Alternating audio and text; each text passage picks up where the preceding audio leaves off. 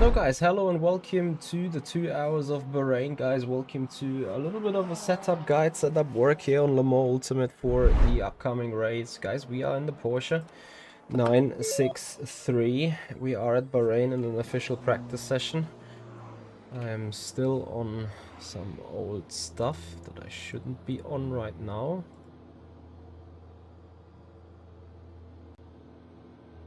Nope.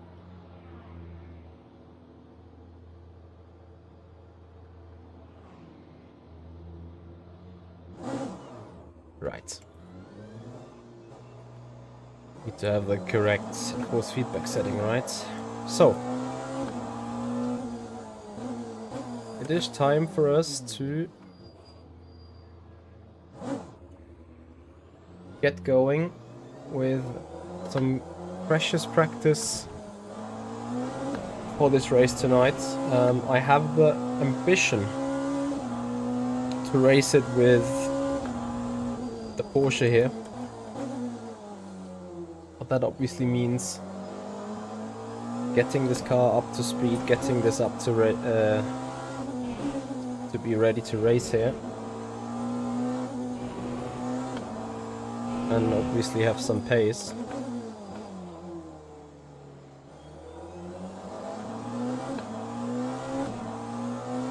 Lots of hypercar drivers here in the split, as you guys can see.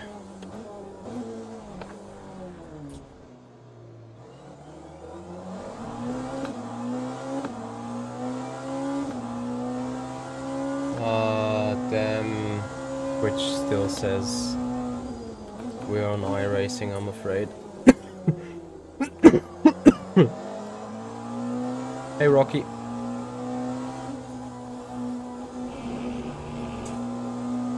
Hey Phil. Thank you for joining us. Welcome to the stream. Okay, let me quickly fix this.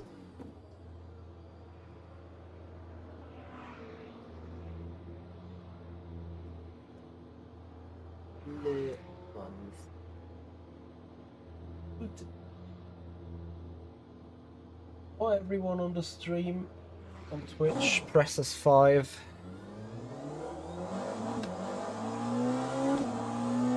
The stream cams is the face cam is a Logitech stream cam, and the camera for recording the screen is a Elgato Facecam Pro.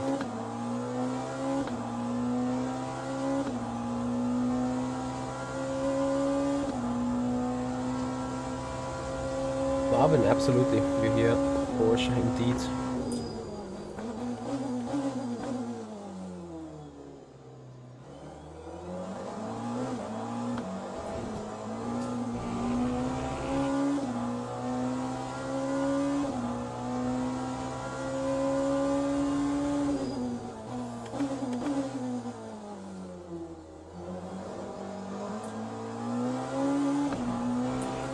So I can't remember exactly what lap times I was doing with the Ferrari, but I think it was high 43s and a peak. So low 44s would be required for the Porsche.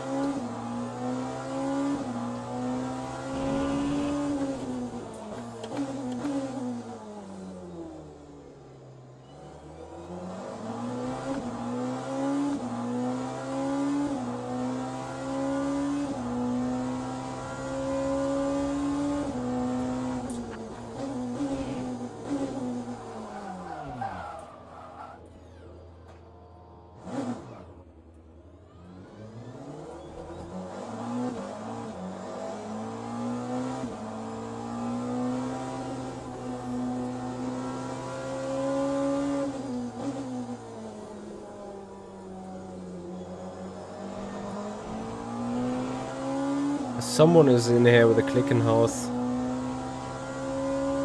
Interesting, like majority, like even half of the grid has picked the Porsche.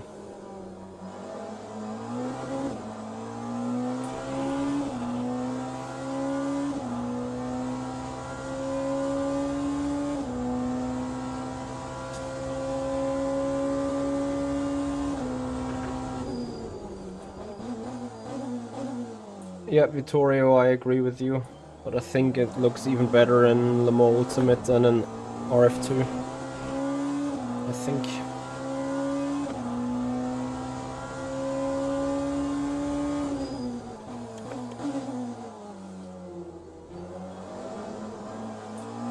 The rear end is too high, too stiff.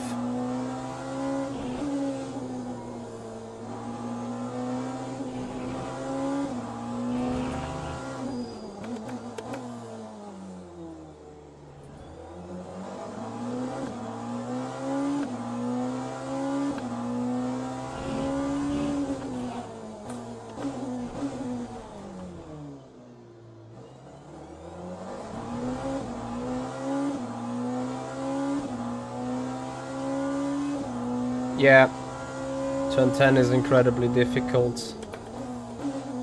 Huge issues with front locking there for sure.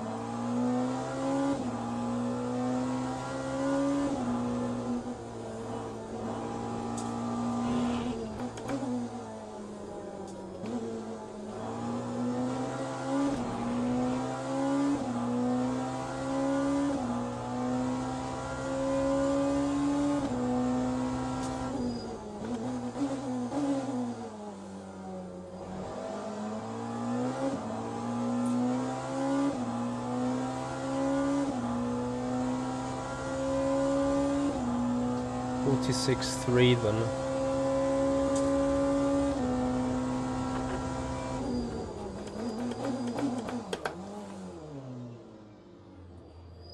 Okay, it is too unstable in the back anyway, so what I'm going to do is, on the current setup, I go click down here.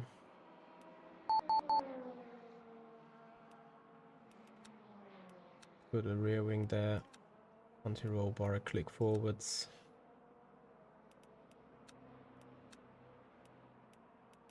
Give this a try.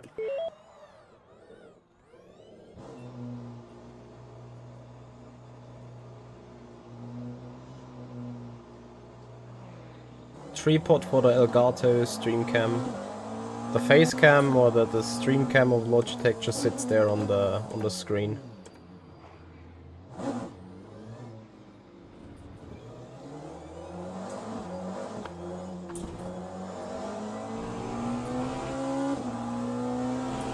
And the Elgato face cam is on a tripod in the back.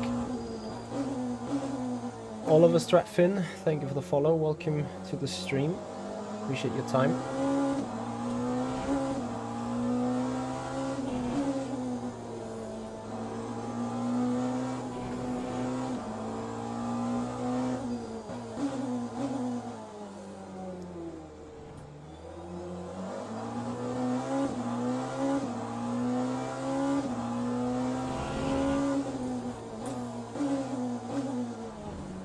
I think the rain in iRacing is in some ways the best thing that we have in sim racing right now. Like Le Mans Ultimate got the best hypercar tire and the best hybrid for that. I think iRacing seems to have done an astonishing thing with the rain.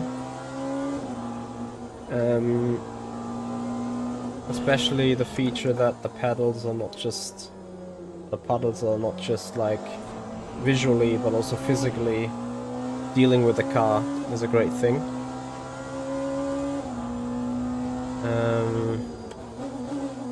But I need to do more testing with it to really have a quote on it, or to really have a results and a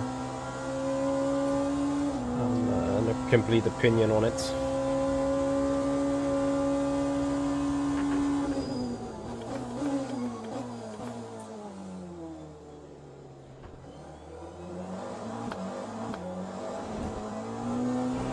So meanwhile, I'm wondering if Bahrain had an update, or rather not.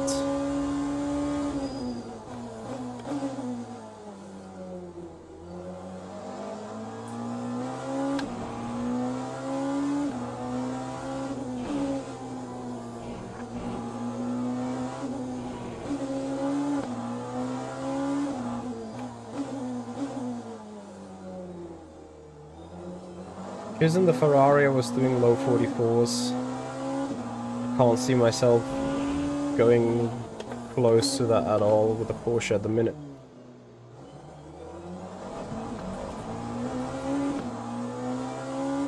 Low 45s, yes, but not low 44s.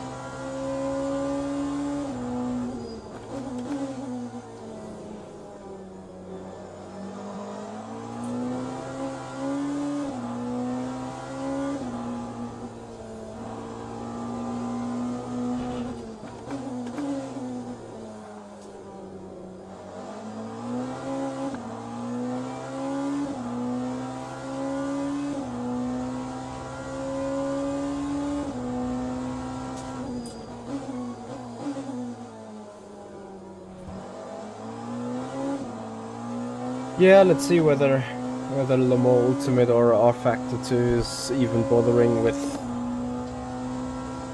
copying the rain, because I think as a part of the truth is as well that this iRacing rain is probably too difficult for the average player at the minute.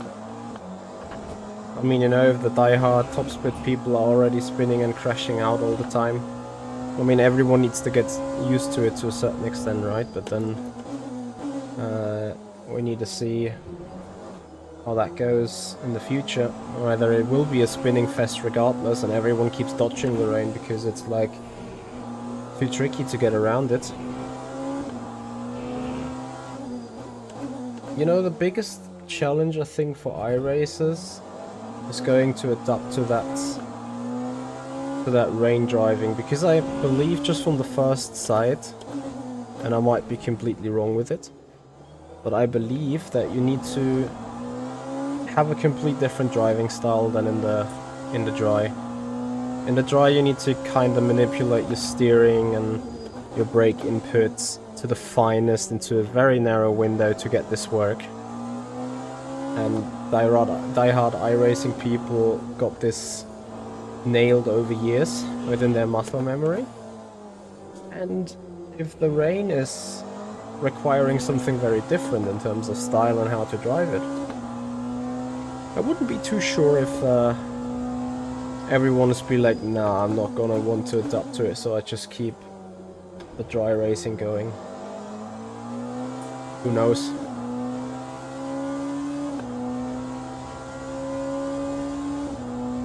Yeah, Danielle, but I mean, you know yourself where Le Mans Ultimate and RF2 is physics-wise in that regard right now. And let's be quite honest, that FFB of LMU needs to have some work as well, so...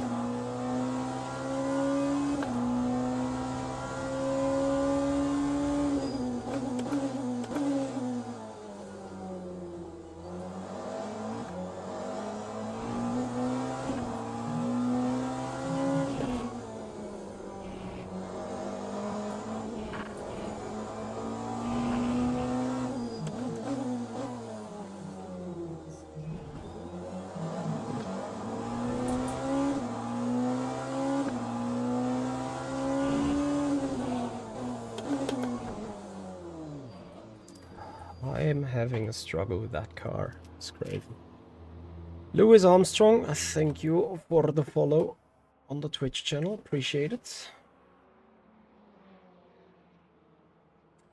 So 45.7.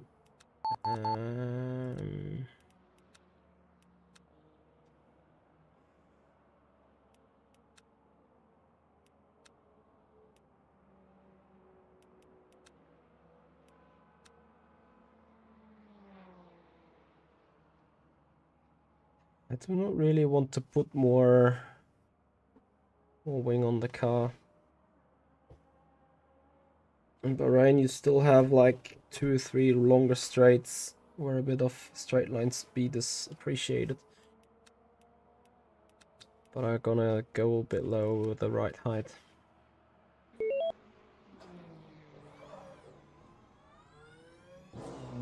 Yeah, but again, tell our Factor 2 driver to drive like iRacing, and it takes him a considerably amount of time and sweat to get to the iRacing style of driving in order to be quick.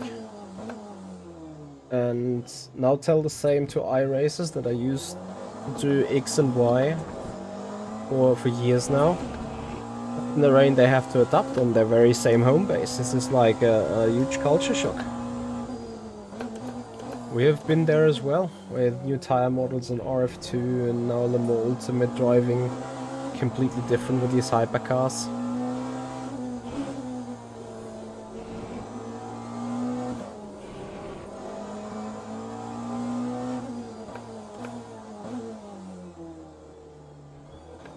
What do you mean you drive better in R Factor 2 then? You mean you have less bad habits on even on RF2 standards? Kind of makes sense.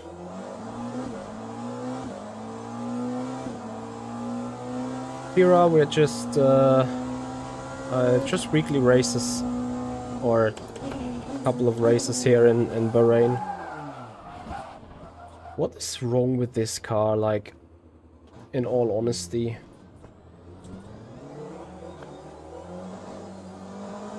If I trail brake with that machine, the rear goes. Anywhere else, that's just plain understeer.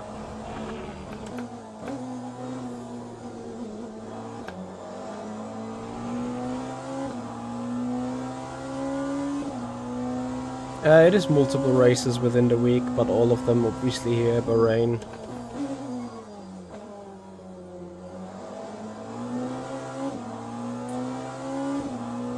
Maybe the differential is way too far open. Yeah, you need to push the car around the track in all these corners and also, like, be a bit more aggressive in turning. Maybe even scrub them a little bit here and there.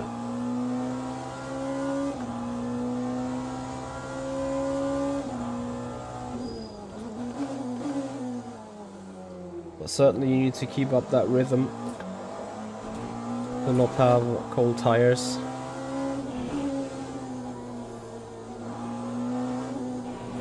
It's incredibly amount of heads or keyboard players here on that software.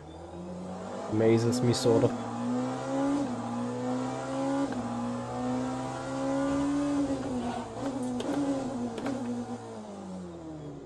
So if I not lock up the front,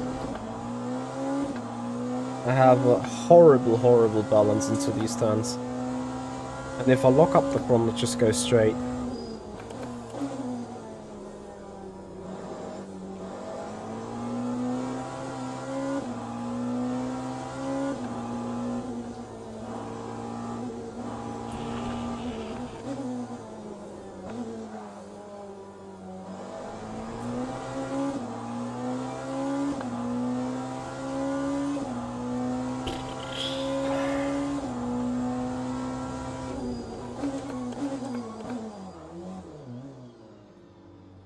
Why is this car doing that stupid braking thing? The same like the Cadillac that maybe I'm just downshifting it too aggressively. That might be it.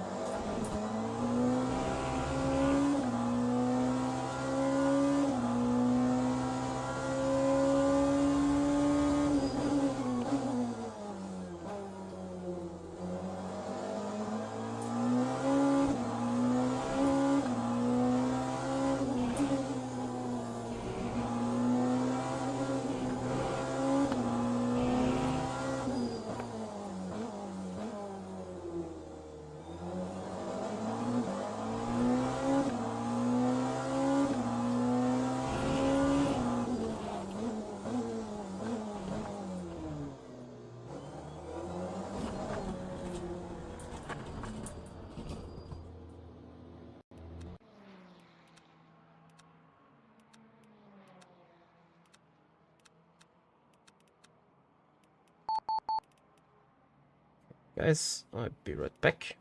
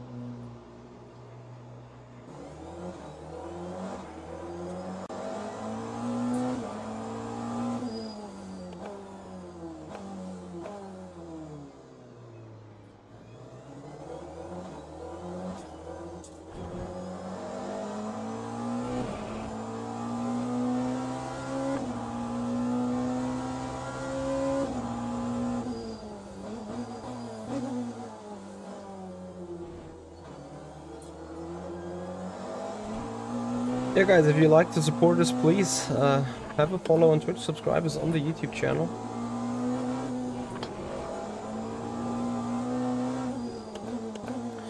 Maybe this car needs a bit more dampening.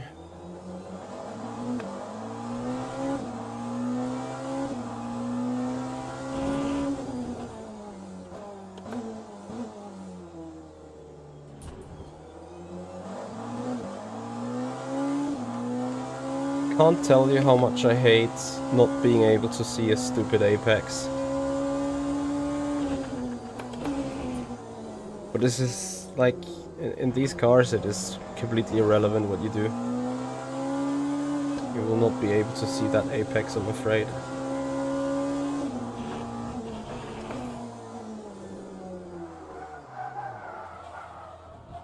No, it is a brake related thing. I can't go into these turns with dry brakes. Just no chance, I'm just going to lose the car.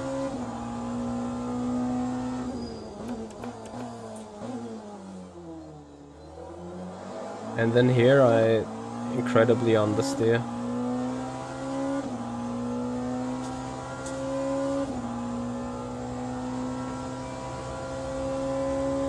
Could imagine this is probably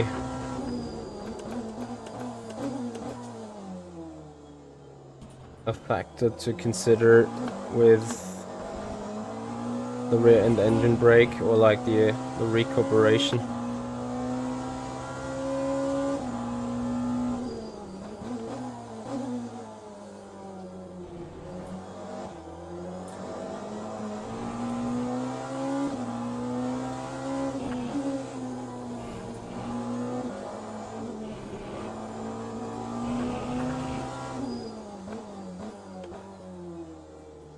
Might just be more beneficial to have less recuperation going.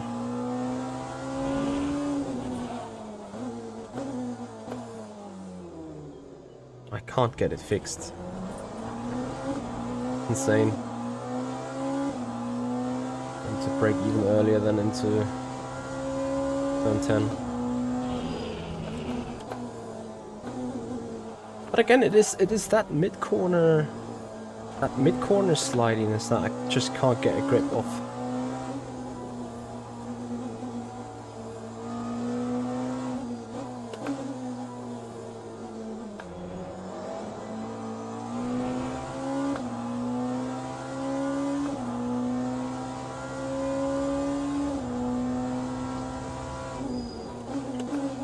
I hope that there are plans for improving the FFP, I do not know it.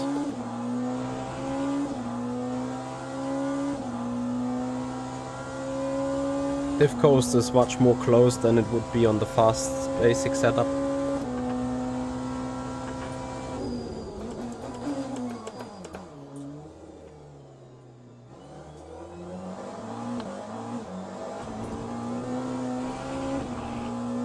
Trying to fix this with ARBs now.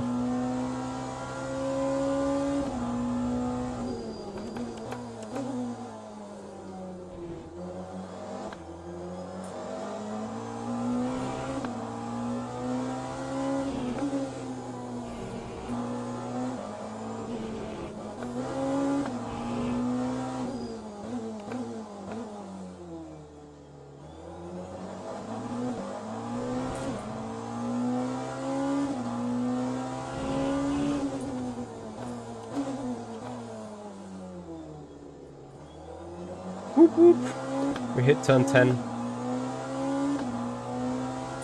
No, brake migration is already maxed out to the front.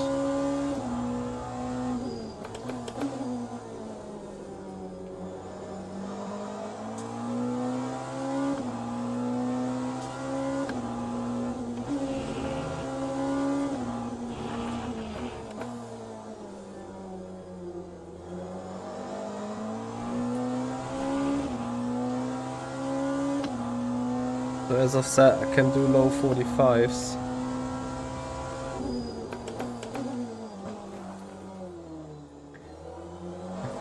But then I think I hit some kind of barrier there.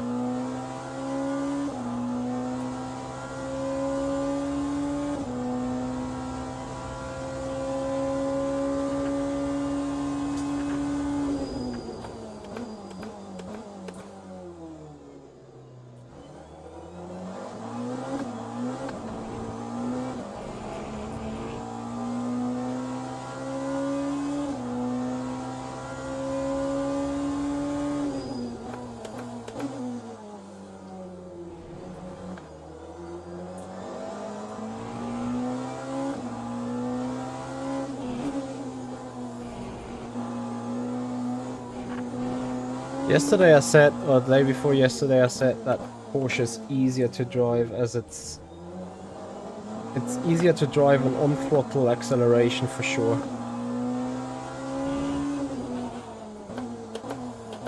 But right now I'm getting a little bit confused and frustrated with that braking turn-in behavior. Yeah, maybe the setup is completely shit. But that is the setup that I raced at Spa, and in Spa it was fine.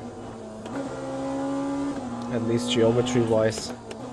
Need to reinvent tire every race, right?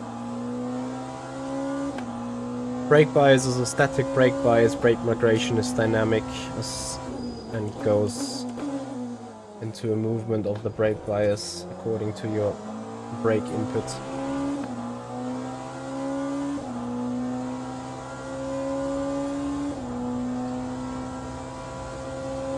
It is my own, yes.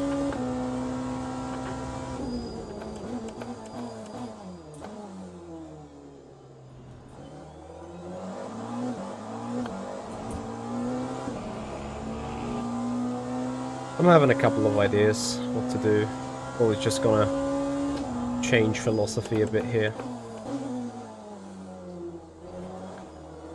We're getting a bit rid of a stiff rear. Trying to soften that up.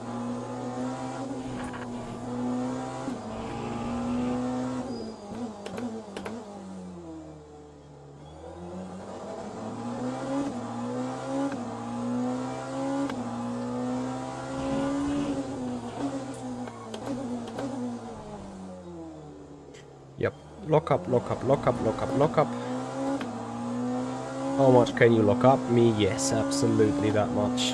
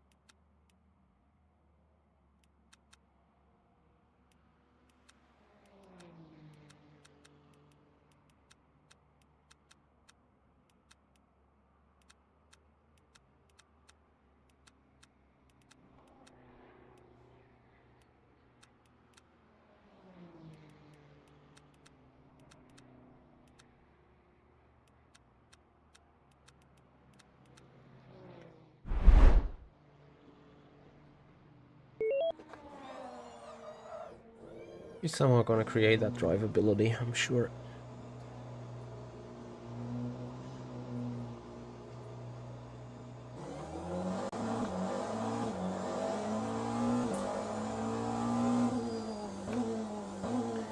Gave you a 180-second pit stop. Surely because of damage. There is no other way why it should do it otherwise. So, can't wait for the car to like horrendously understeer now.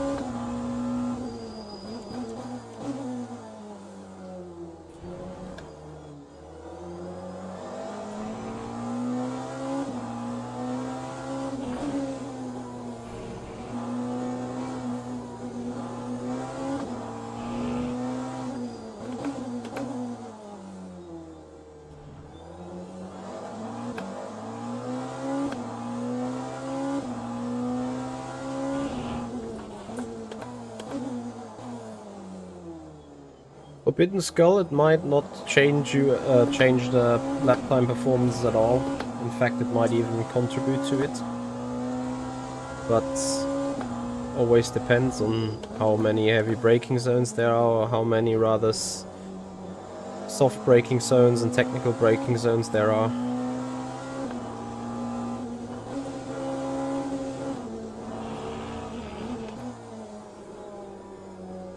So this is much more like the Ferrari up that hill. Low, understeery, not flat out, but that kind of means maybe that is the kind of balance that you also just need the Porsche to create it to be quick.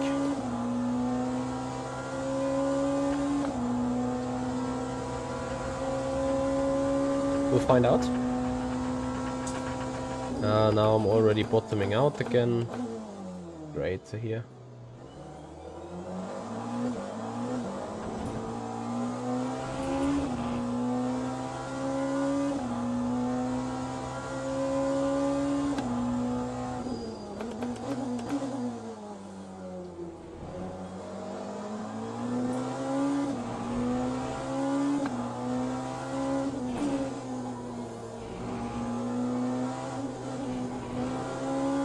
Wow. You guys will agree that this is a completely different car. Dang Gayet, thank you so much for your subscription on the YouTube channel. Appreciate the support. Welcome to the stream.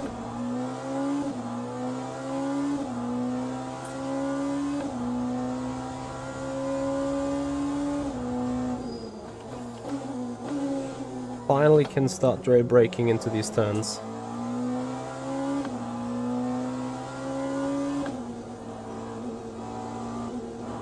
Here it is much slower though, but that was kind of expected. Got better traction. Let's see, that was the first lap only, still cold tires.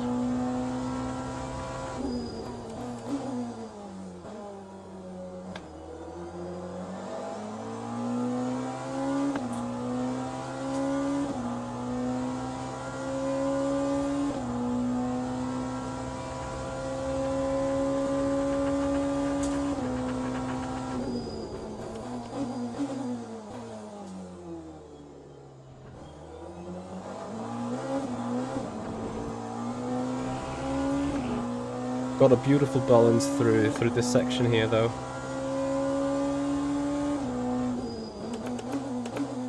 Like there, it is outstandingly stable over that turn 2 kink. Absolutely crazy.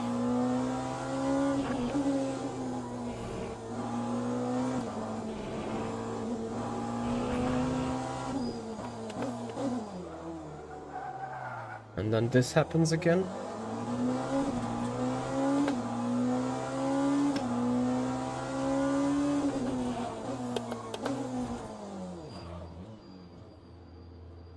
I need to find a way.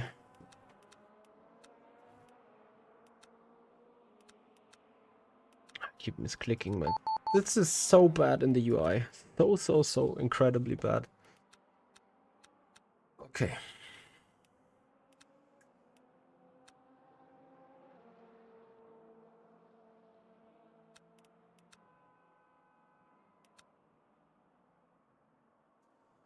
Forbidden Skull, thank you for 2 gifted subs here on the Twitch channel. Much appreciated.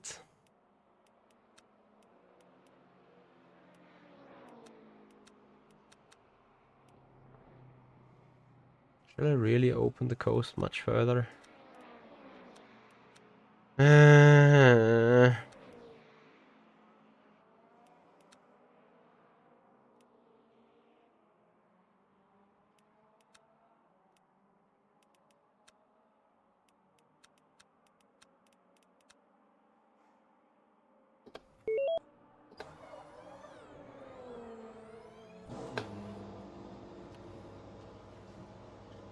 Yeah, I have half an hour left to do this.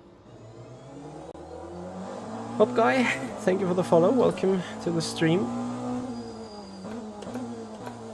So 30 minutes to get this car into a desirable balance.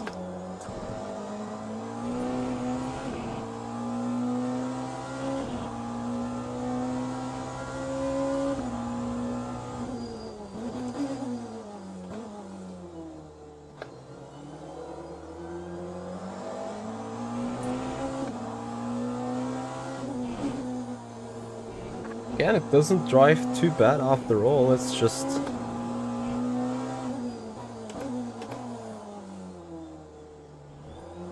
sometimes a bit iffy on the rear end into the turns.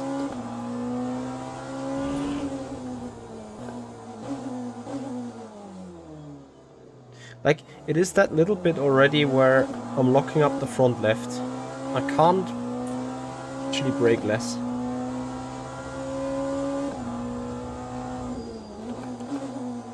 And next time I'm locking the rear while still locking the fronts. That is the crazy thing, I think.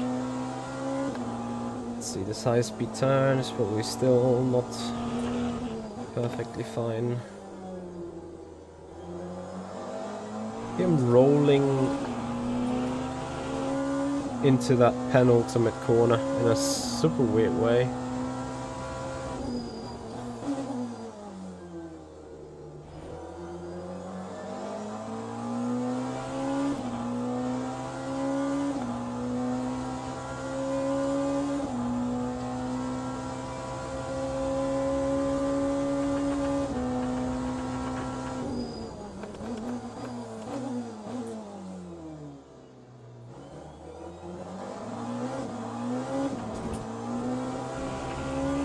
And now the rear end is that flippy slidey again in that area.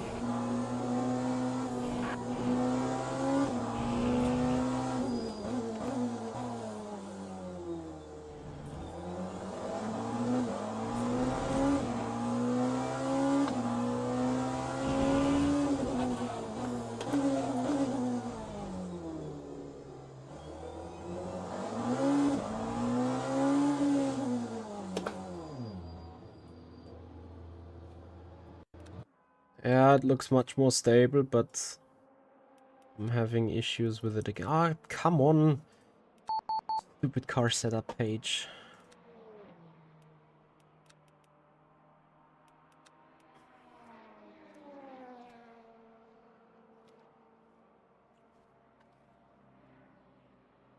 Now, put that up, put this down. It will give it more rotation of the throttle anyway.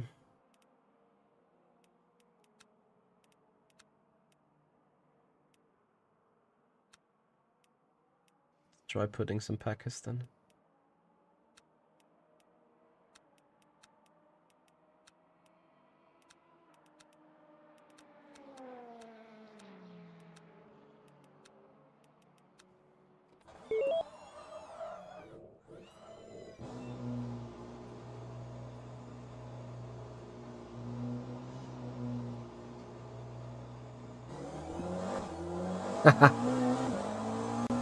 Well, I rather suggest you... ooh, sorry.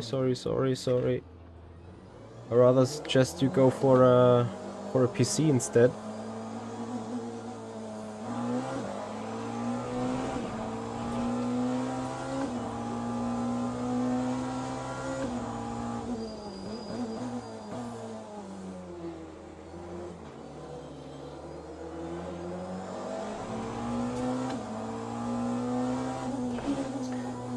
Yep, I'm trying to somehow get some interesting feel out of this car.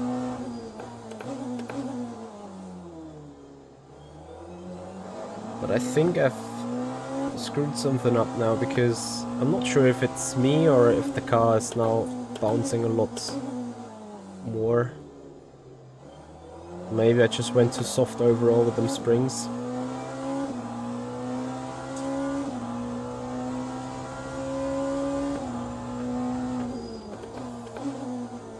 Yeah, and I will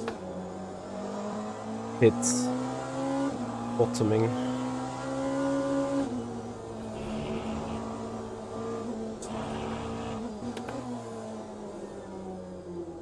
The car still, it still really roll slides into that turn.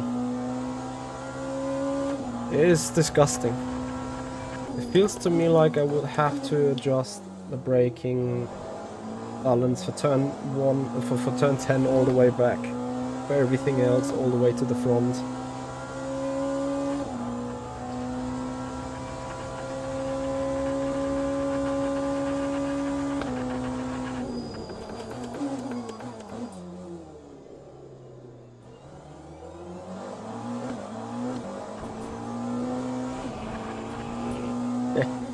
Ridiculous. Okay, so what we're going to do is go back to the garage.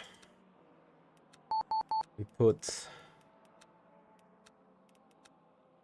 more suspension again. Click lower in the rear. That Packers has not got me anything at all whatsoever. Leave it like this.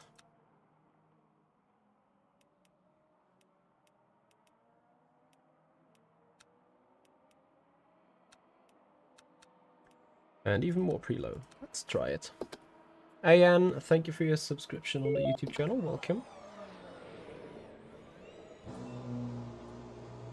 I shouldn't race with the Porsche. I already feel it. I'm too slow. Shouldn't race it. But I'm going to race it anyway. Because it's my job to build that setup for the car now.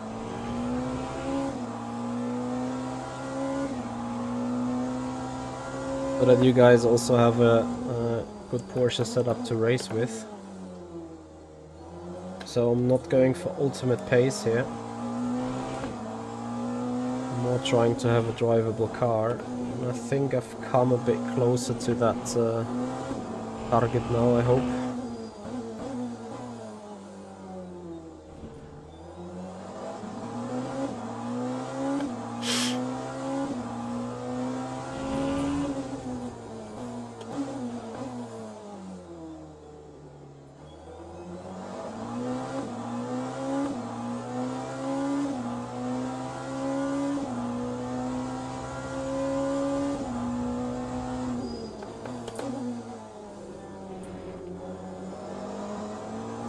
I hope I will.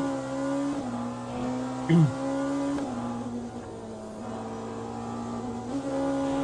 that high-speed turn felt much better now.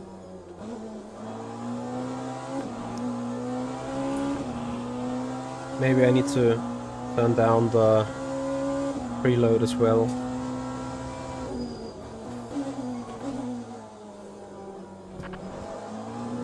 On the power. Not the preload, the power. Need to open up the power diff a bit more. I don't know if I can do two stints, a double stint with a medium. I'm not going to try it.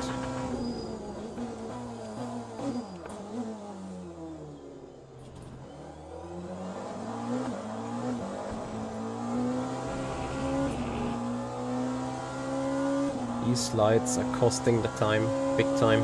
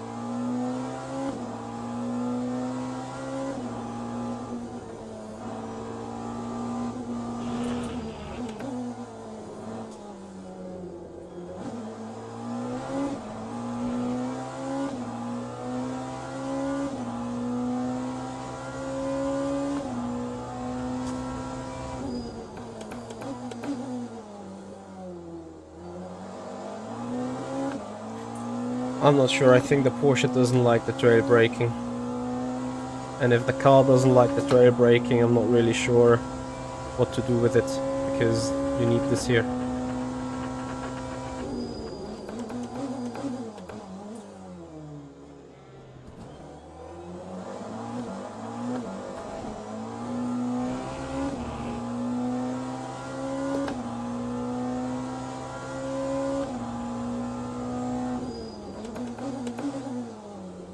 There you go.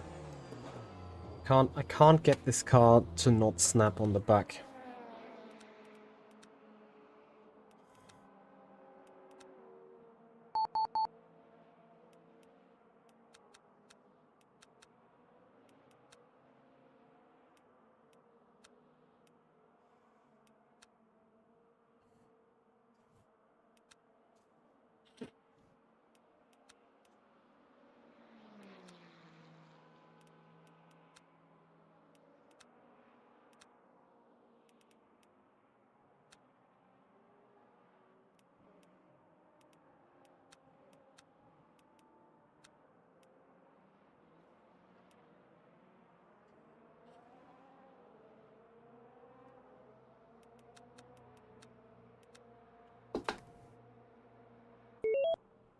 Good night, Ian. Have a good one.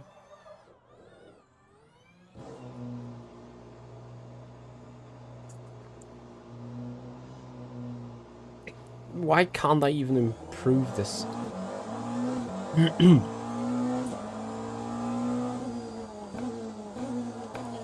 I've had the trail braking or the brake migration all the way to the front already. I wonder what if I should set it different.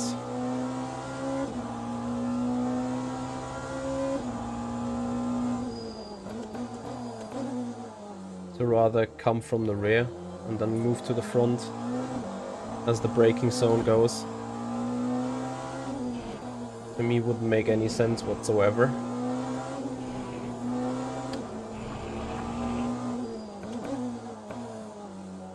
I mean, I can give it a try, you know.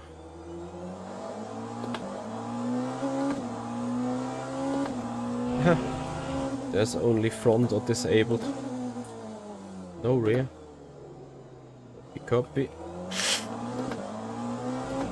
Nope.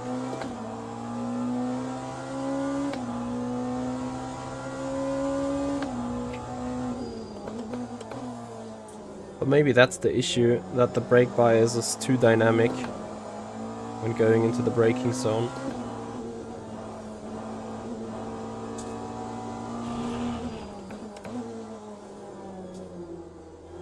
Because this feels much better now. Not sure if it is just because of cold tires or anything.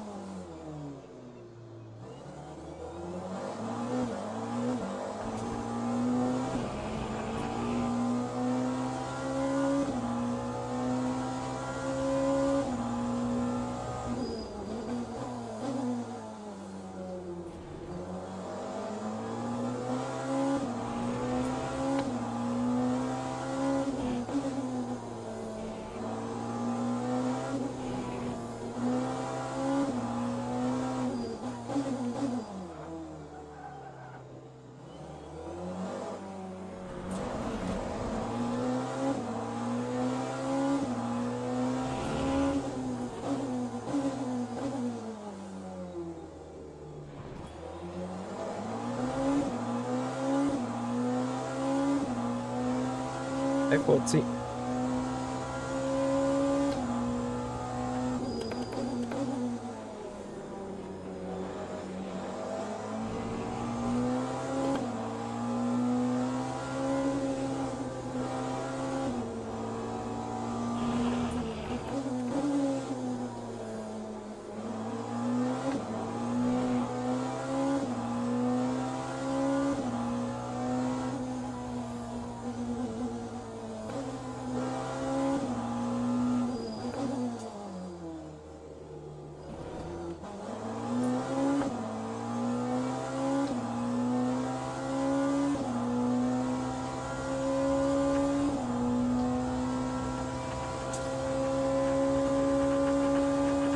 Thank you, Simcard user.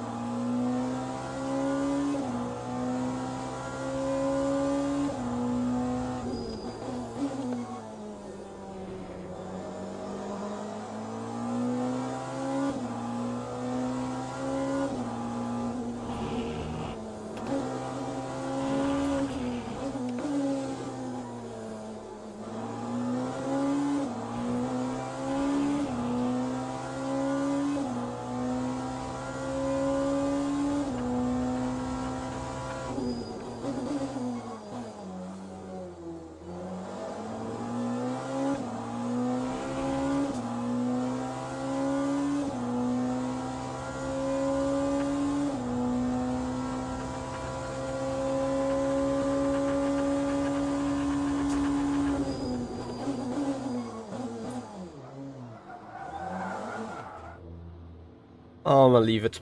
I'm not gonna race with the Porsche. I need more time to fix the setup.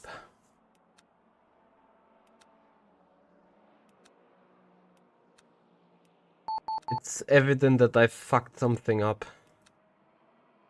Or not fucked something up, but something's clearly not adding up. Like, his car...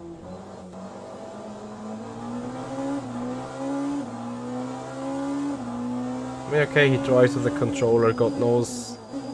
Yeah, that is ABS on for sure. There is some assist working. But I can't do that. There's no chance for me doing this. I need more time. If I put the last little bit of rear anti-roll in, okay, let me just quickly do it. Less rear anti-roll, but what do you suggest in terms of value? And the dumpers you said swap fast, bump and rebound.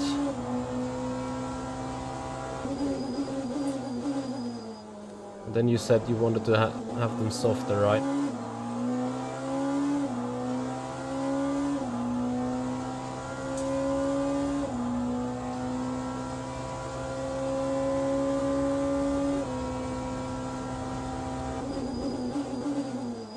Okay.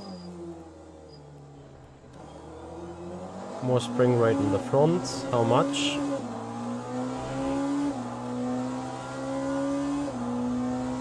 Like plus 4 clicks, plus 3 clicks. Then you wanted to have packers. 2 clicks, copy. Let's put it to 7. Then you wanted to have packers front and rear. What's that line? Copy. Front and rear. Something else.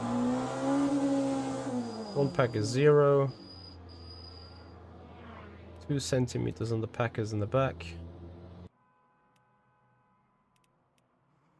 And what ARB values do you suggest? We have 4 and 2. Camber. Yeah, I have minimum camber. That is a good point. Ah, I can't put minimum less than -0. And -1. Oops. So what do you want on the ARBs then? They're currently set to be 4 and 2.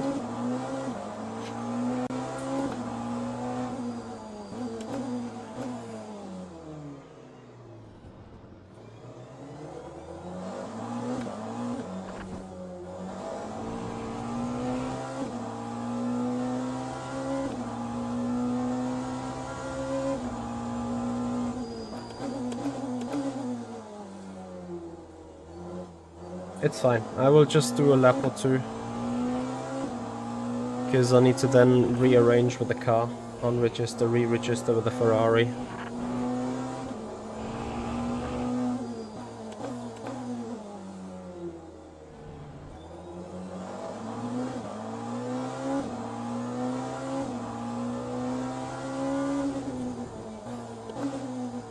I think low camber is actually meta on these tires.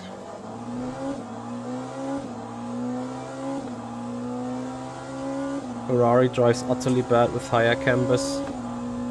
Or should any other car drive?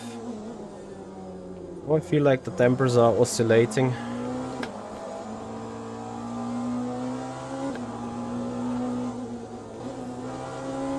Cambers are helping though in the high speed turn.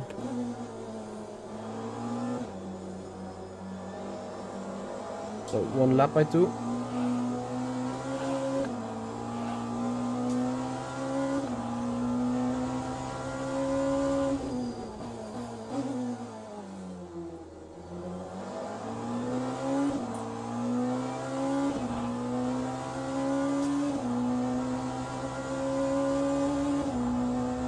I'm porpoising like mad now though, I think.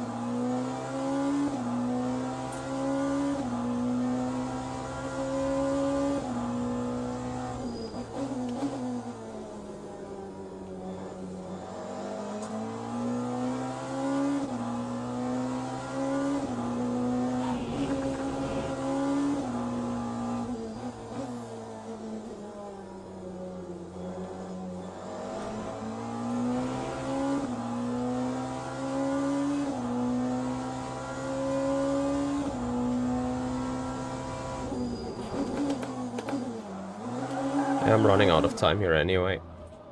I need to give this 1.5 more hours.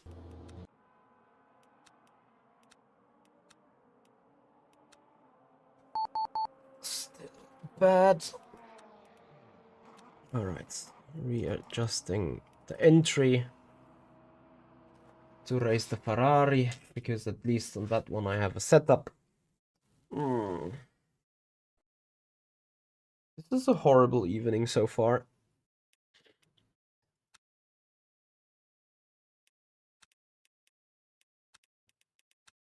Literally nothing is working out as intended today.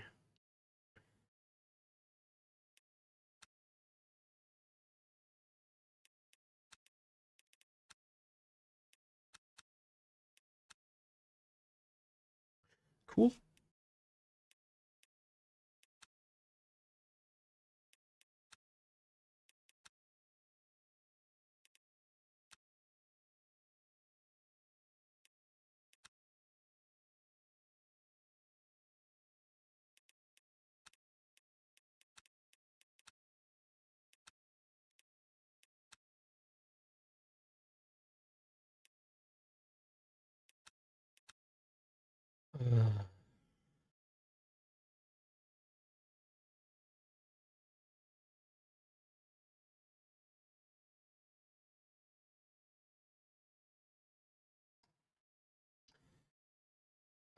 No, Kamil, I can't, because obviously that setup is up for sale on our setup shop, so I won't scroll through it.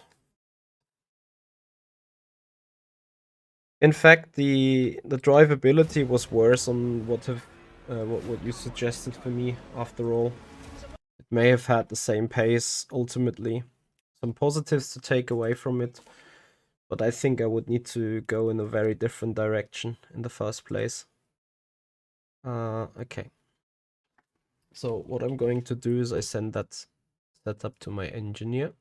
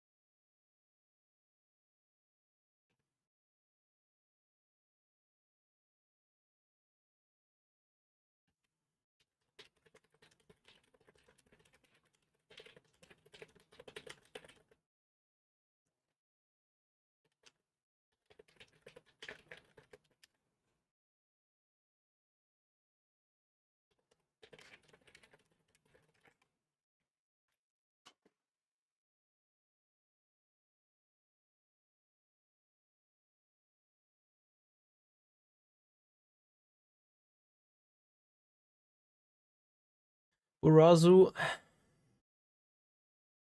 thank you for the follow. Much appreciated. Welcome to the race.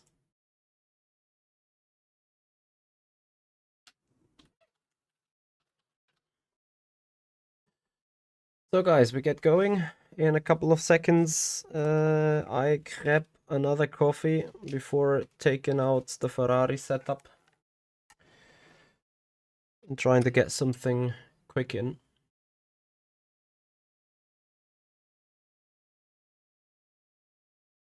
Puzzle Racing, this is a 49-inch. Be right back.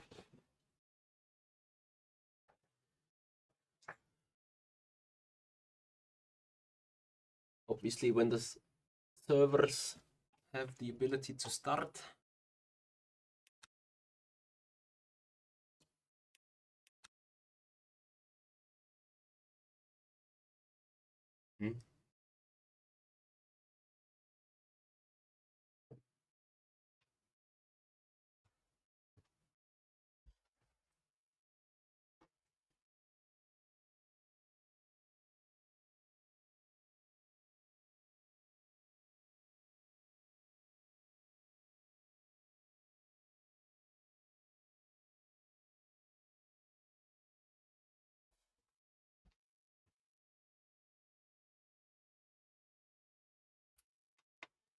Someone else having issues getting into the server? Probably that was just me.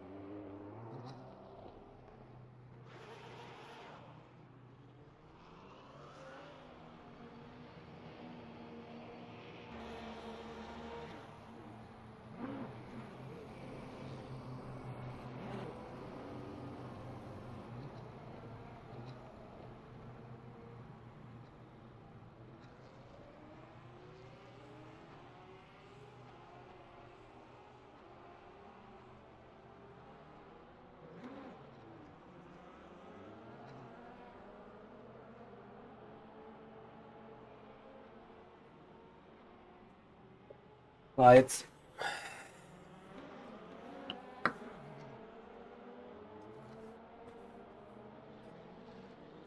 Oh! Oh god. I'm in the split of Marbix.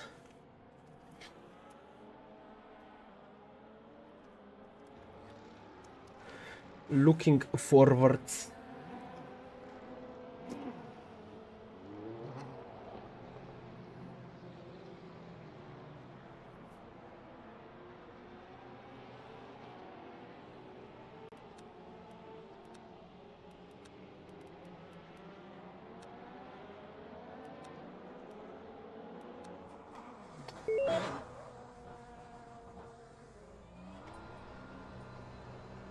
Yeah. Should be a good one indeed. 2 hours to drive. Let's see if I can get in touch with a Ferrari within a lap or two. Would be actually amazing.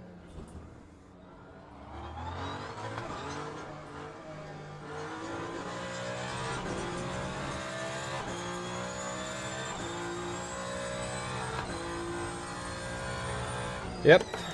Flexi I saw.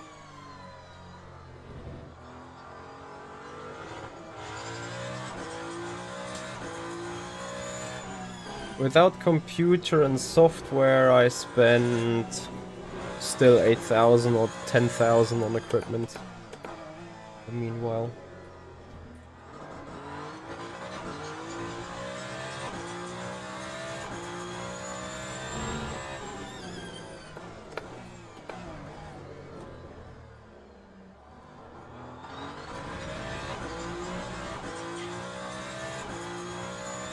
Yep. 2 for the GSI, 3 for the replica Mercedes, 1 for the pedals, 1.5 for the rig, 300 for that button box, a couple of other gadgets.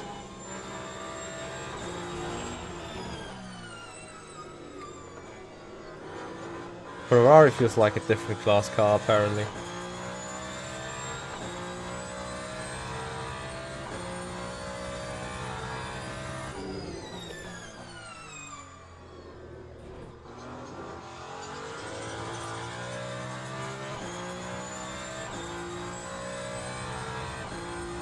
I'm going to use a soft tire.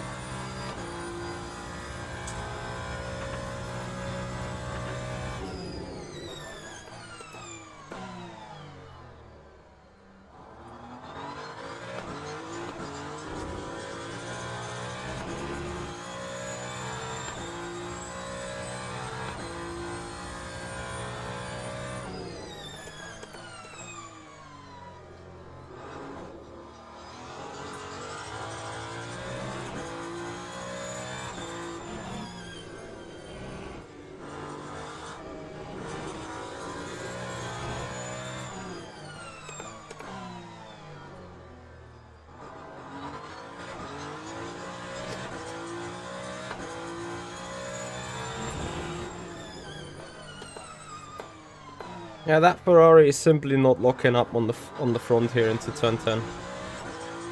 Insane. Completely insane.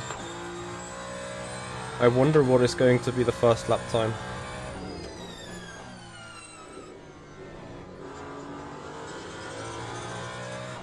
Is that even a soft tire? Yeah, it is.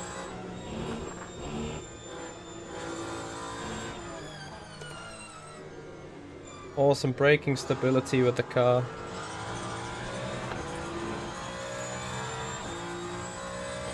Yeah, I thought about the Toyota as well, but I wanted to make the Porsche work because I think it got awesome drivability out of acceleration zones, which is something really nice around here.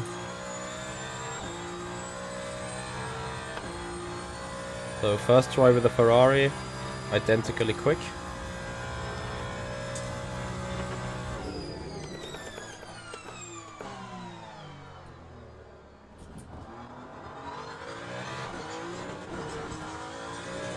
Maybe rolls a little bit too much in the back.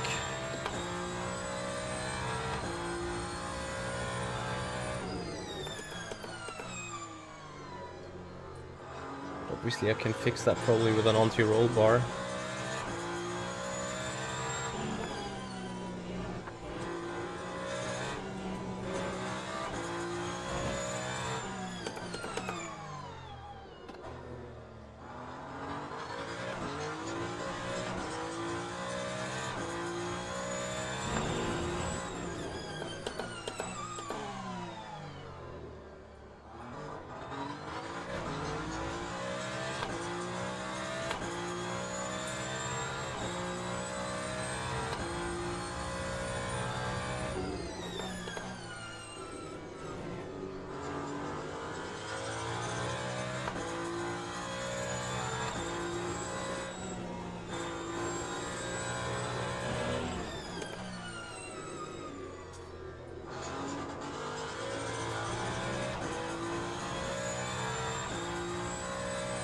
Yep.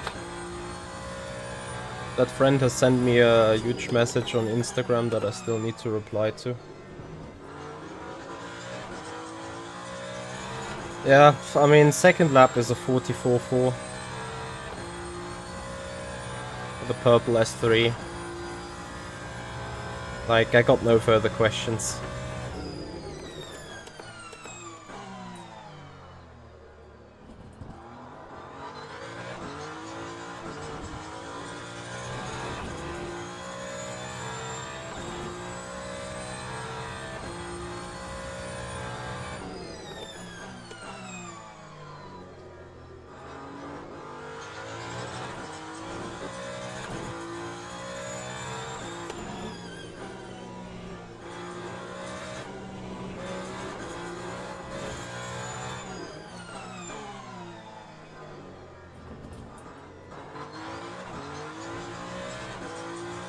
Onk Martin, thank you so much for your subscription on the YouTube channel. Welcome to the stream. Appreciate your support. And Copero, thank you for the follow as well. Welcome.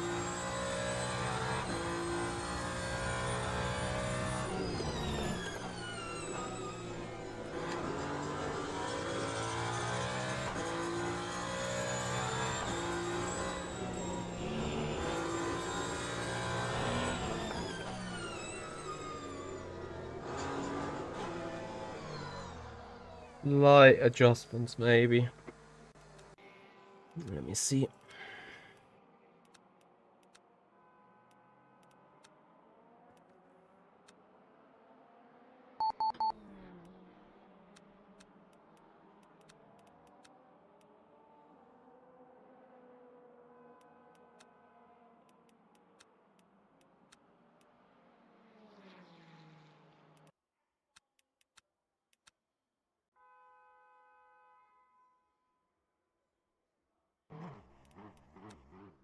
Oh, these guys. Once again, no private qualifying. I can't believe it.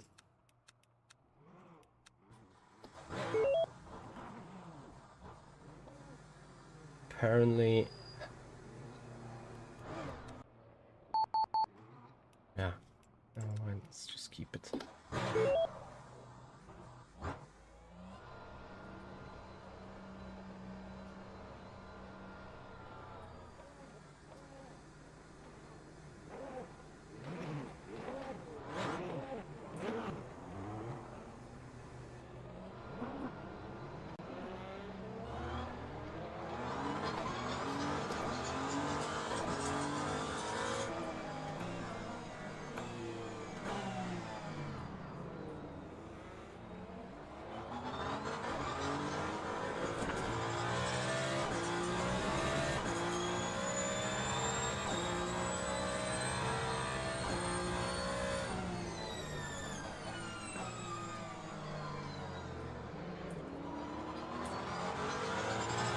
Got almost shunted by that Ferrari.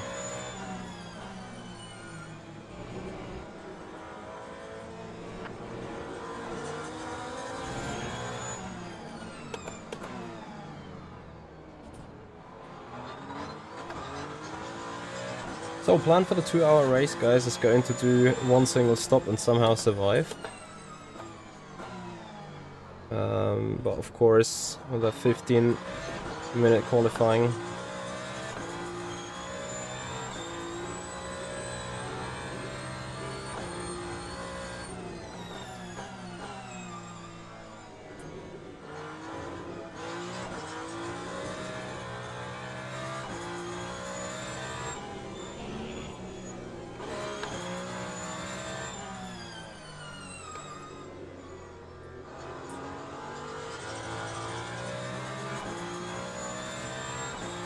Jason, no, I don't plan to. I think it should have some good coexistence, but... Oh no, Flexi there on the off track. It will probably get some good coexistence, but I won't let RF2 die like you've seen us doing a race there last Sunday, so... That will still be a thing.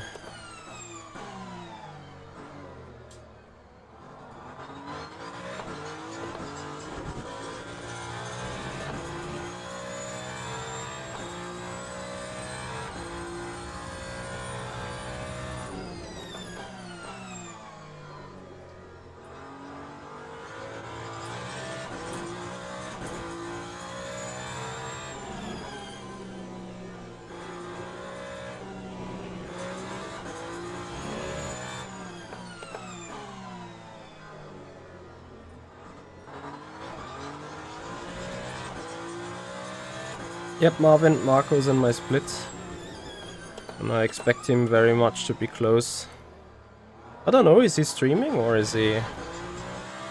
He should be streaming Marbix TV or Marbix. Is it just called Marbix in the meanwhile?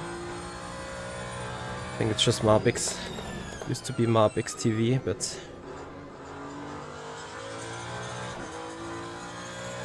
Yes. Marbek's obviously one of the tops racers in ACC. So he'll be one to watch out for sure.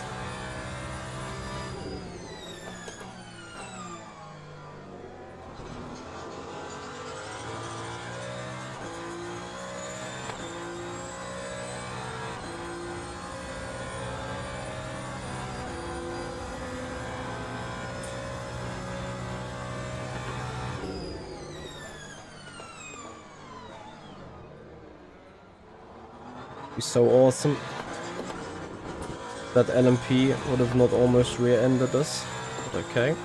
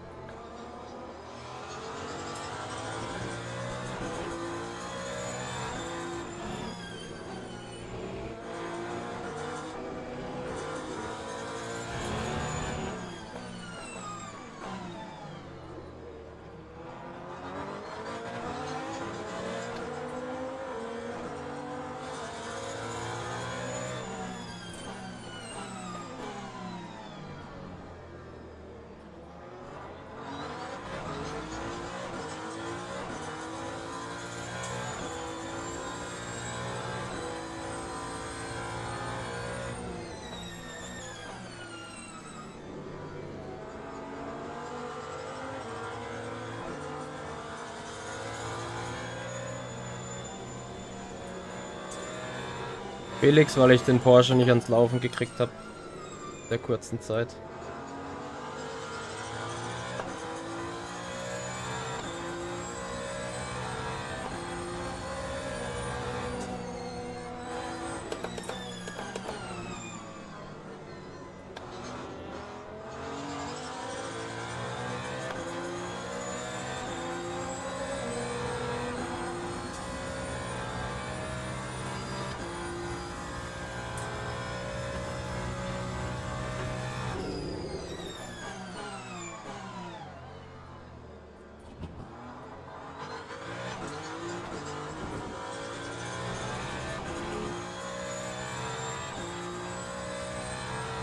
Yeah, but he's on a pad and I think he's using ABS as a driving assist because they are allowed, and it's absolutely fine that he does when racing on a pad. But of course, with pad support, it also means that he have just a different difficulty than we do. Don't want to say it's much easier, of course, but you know. If you're mastering driving a car with a pet, then this is easier. Andrea, hello and welcome.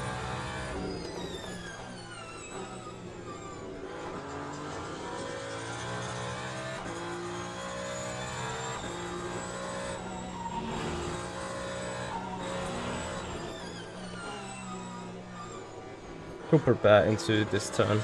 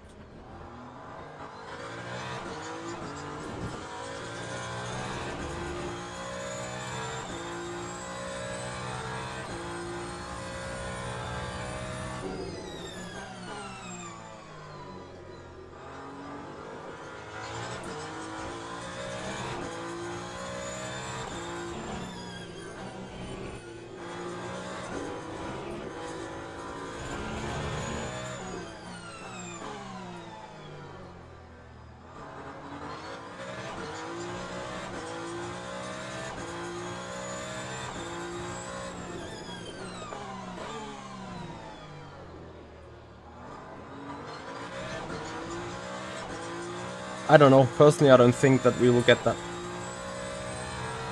But I might be wrong, let's see.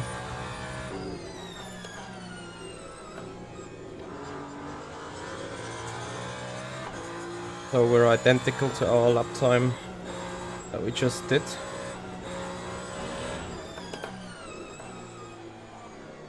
And this time I slide it into this turn.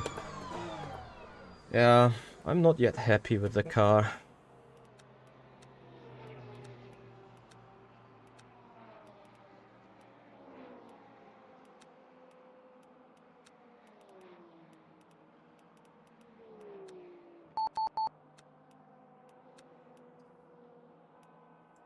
Six minutes remaining, so 3 more laps we get.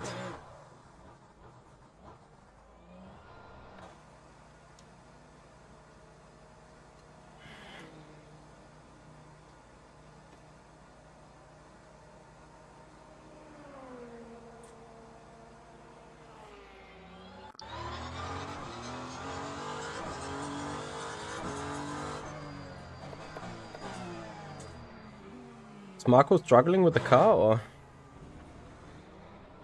what's going on his side?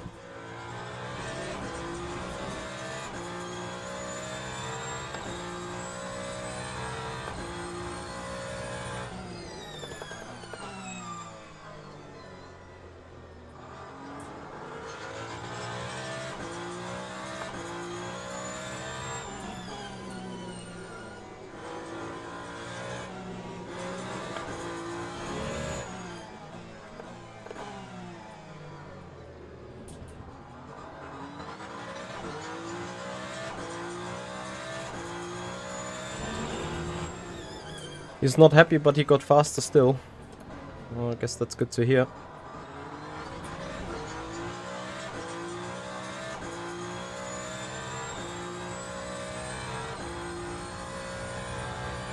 I don't think there have been any BOP updates yet, no.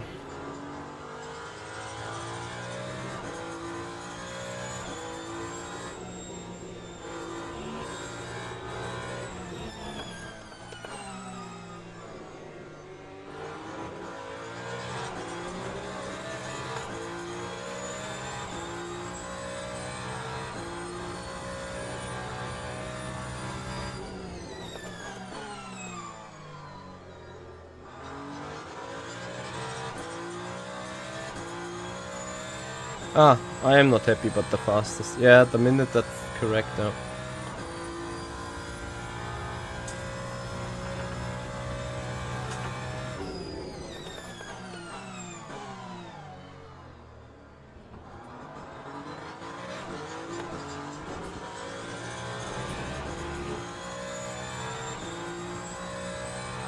Don Kubrick, thank you for the follow, welcome.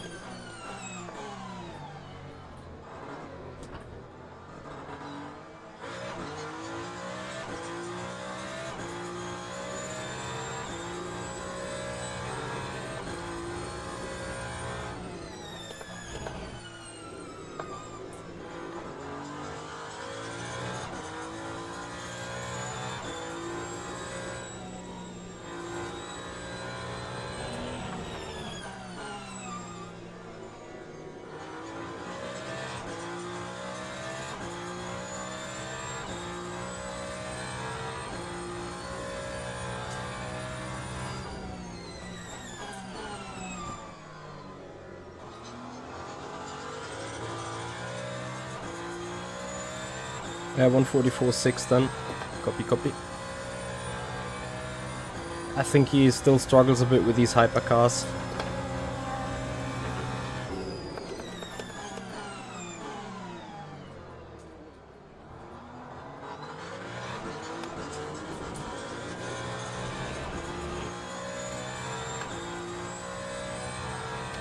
Come on, you get out of the pits and now do this or what?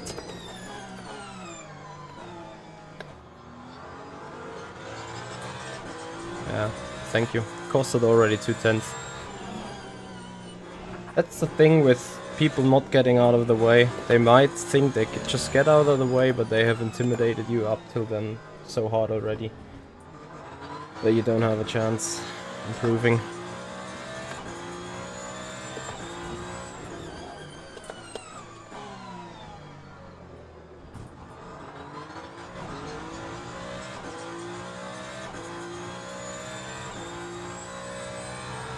And a hypercar is certainly not easy to drive. You've seen me struggling with the Porsche there to set that up for 1 hour, so... This is so wild out here.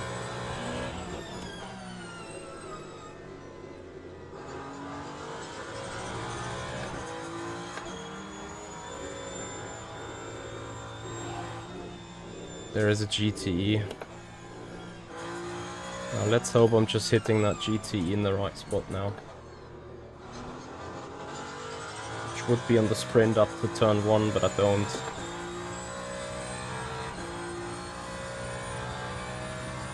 If Folger gets a clean lap, we are doomed.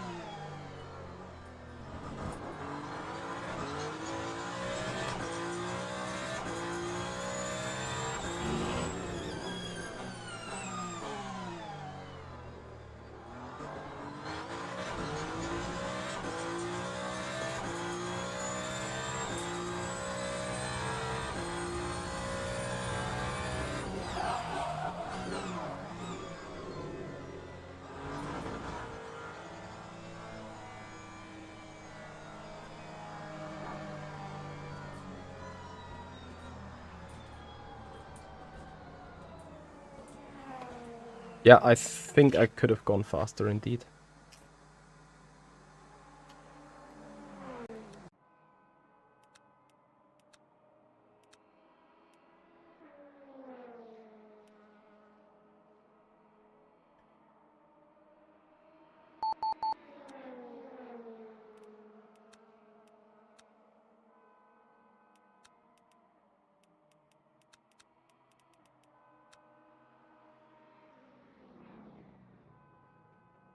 Yeah, I do absolutely not know why we are doing this.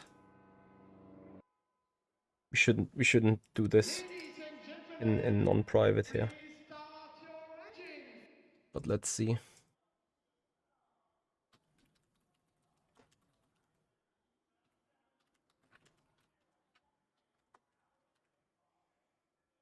Is Marco live? Hey Oscar.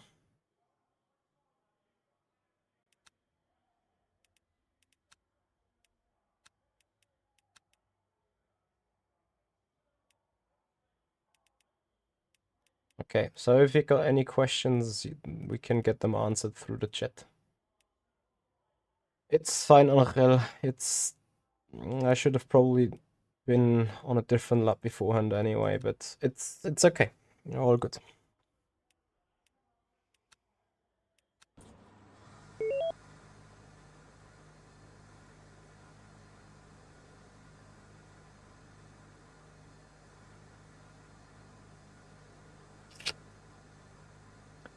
Official Lemmy, hey, welcome.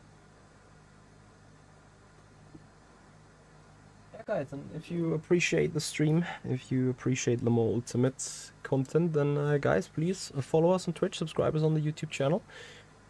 Good luck to Marco, starting P8. I guess he's struggling a bit with the tires still and with the car. But I hope that I'm pretty sure that during the race he will do progress, and then with a smart driving and strategy, he should get up in the front somehow.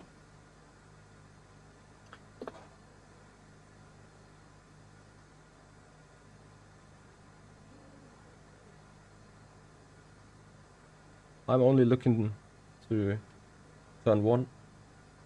Hopefully escaping.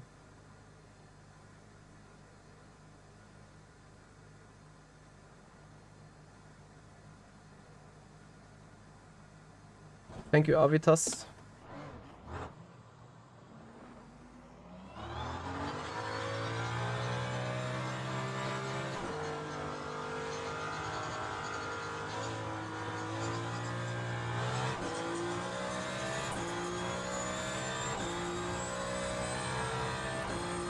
Builds, thank you so much on the follow.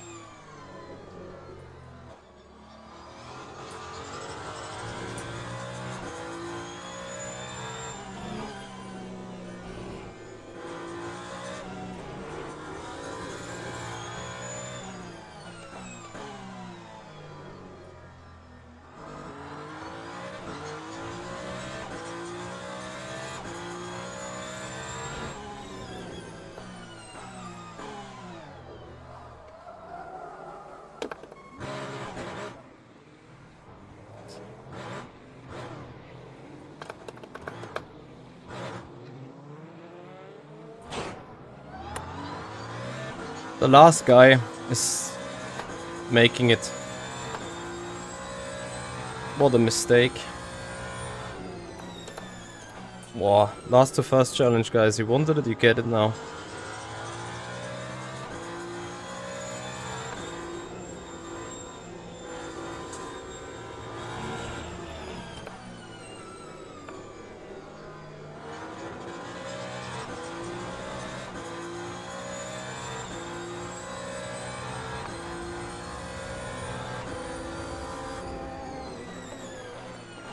That wasn't Volker by all means, that was just me and myself. Okay.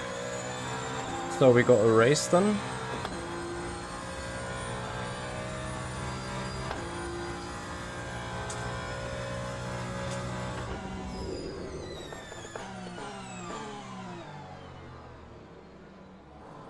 Good news is we're still alive. Ah, it was the region level. I forgot to put the region level back to top. Okay.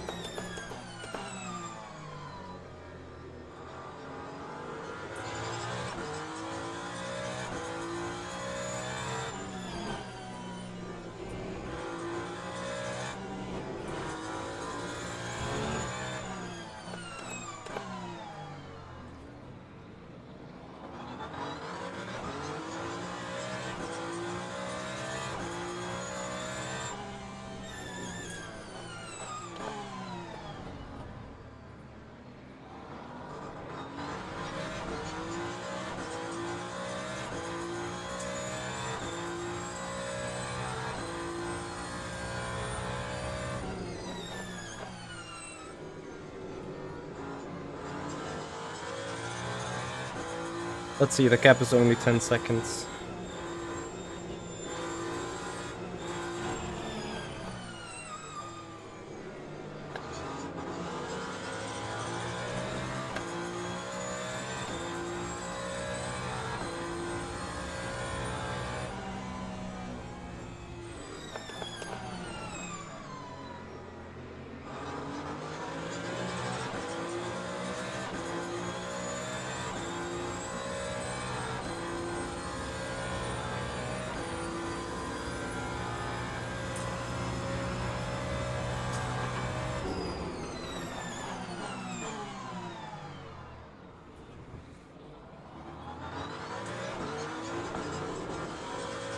That's how you go for 2 for 1. 9, we are moving.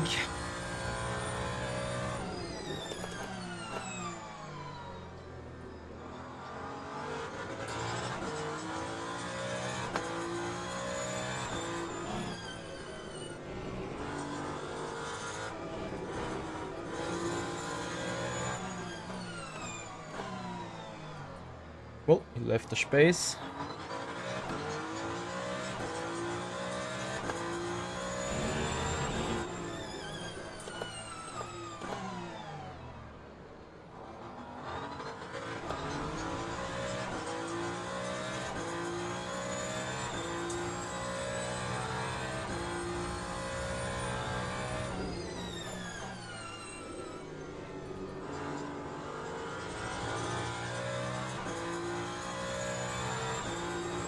They are afraid of me? I don't think so. Those two guys I took on the main stage were certainly not. But maybe they be like, he's going to be faster anyway. But I hope they are not.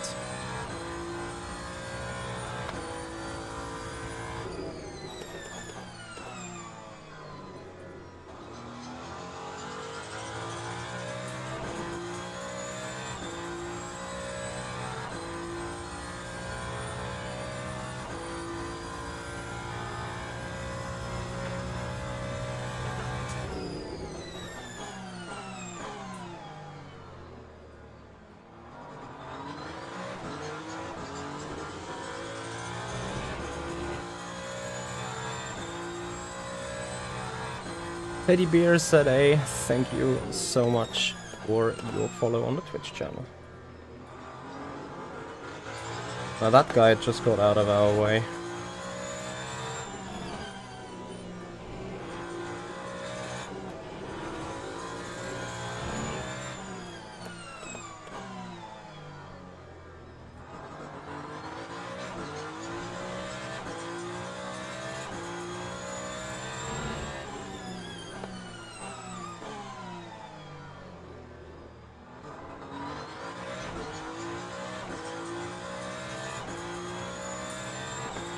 Martin, thank you so much for the subscription on the YouTube channel, and welcome to this last the first challenge.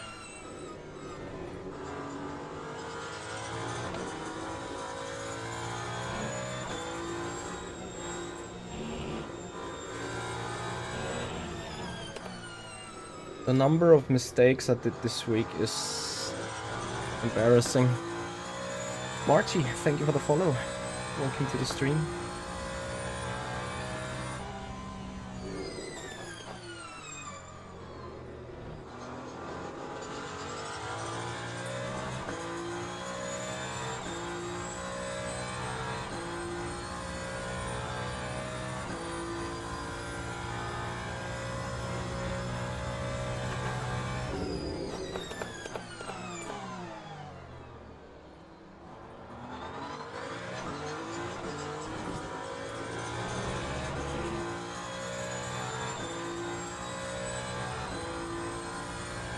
Yes, Björn, all well. How about you?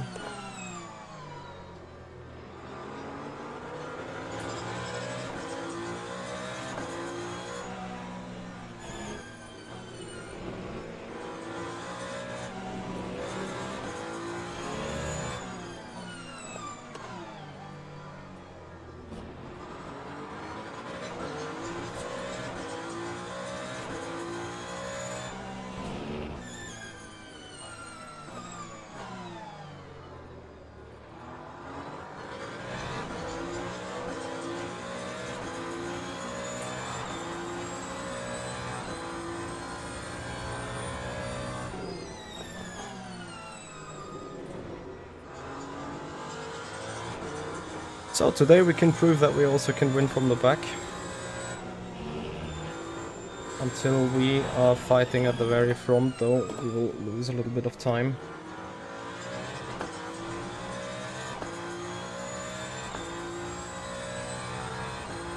I do lost the first challenge, an unintended one, but it is one. Would be great if I don't get rear-ended.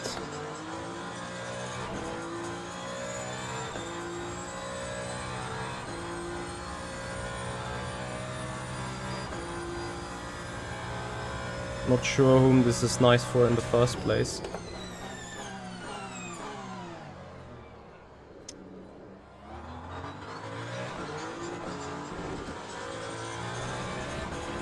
Like, you got ABS already.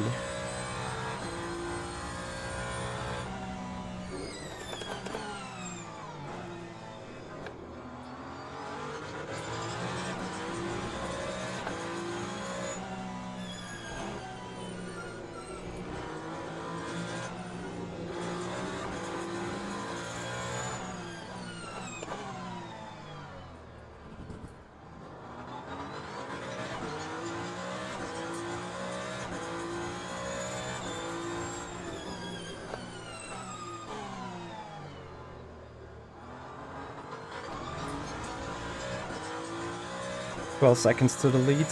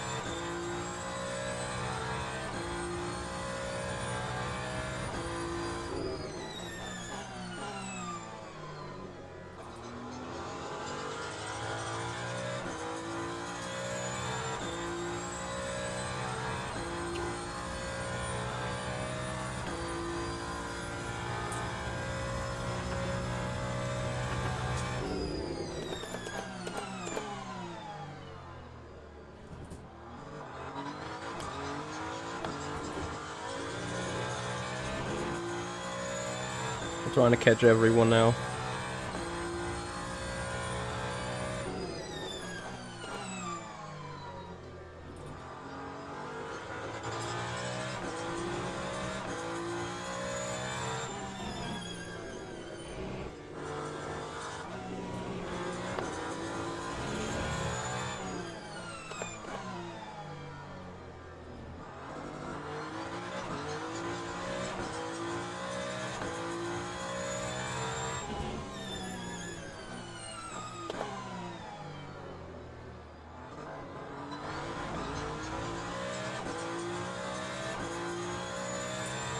Outsider, thank you so much for your subscription, and also to the guy with the Cyrillic letters, thank you for your sub on the YouTube channel, much appreciated.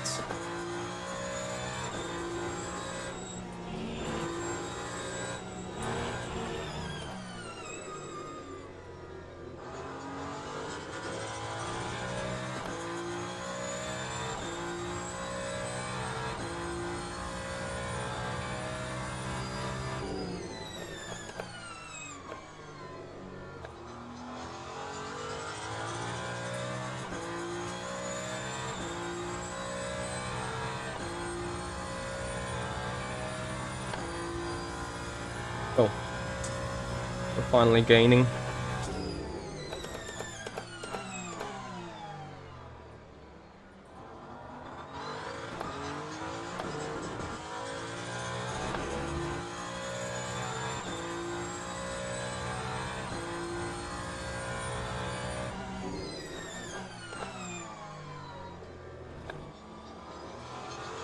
First wave of traffic is going to be ugly.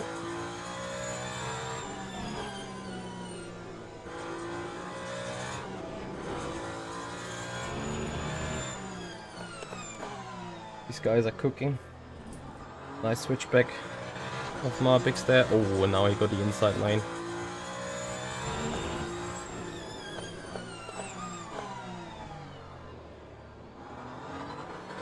Let's see how we can deal with this here.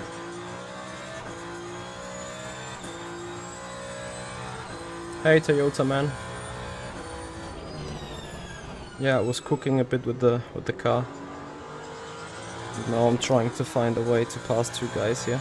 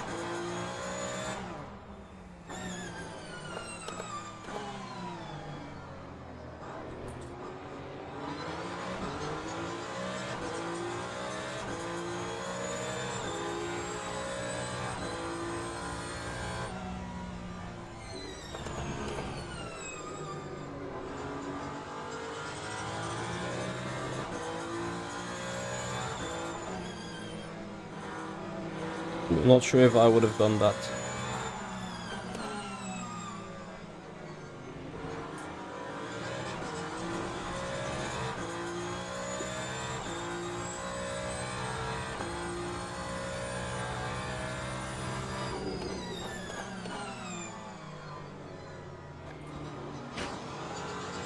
I'm sorry. I think that Ferrari lost it to the inside himself.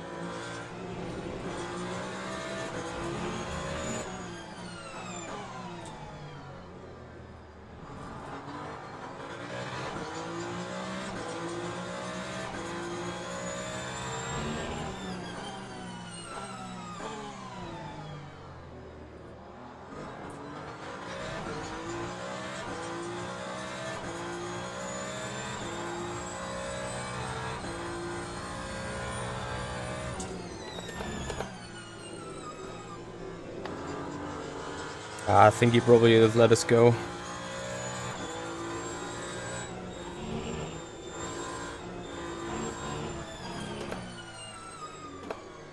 Surely would have been a bravery contest. Okay, so let's see how much time we lost this lap to Polka. 12 seconds is the gap.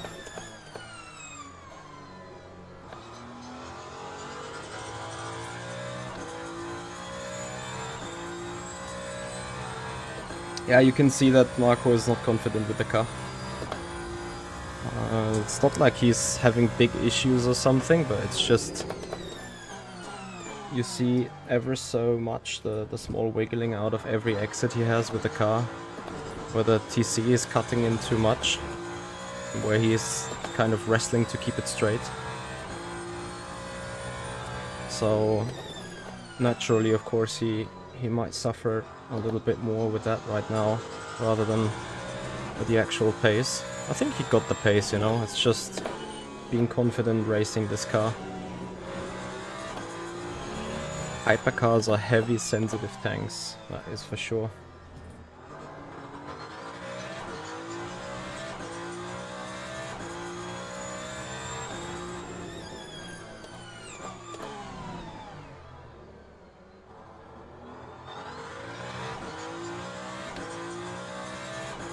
Yeah, absolutely, absolutely. Especially since he is so much used to this ACC, also physics style that comes obviously on top of the car class difference. So I don't know how, but I managed to underfuel the car. Which is probably down to that we didn't use all the virtual energy that we needed. You see,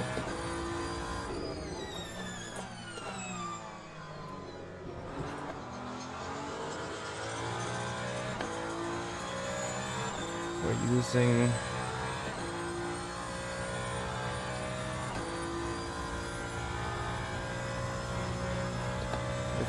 fuel for 29 laps to go.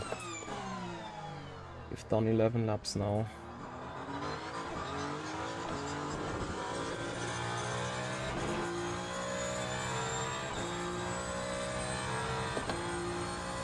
So 40 laps virtual energy remaining, or virtual energy for 40 laps.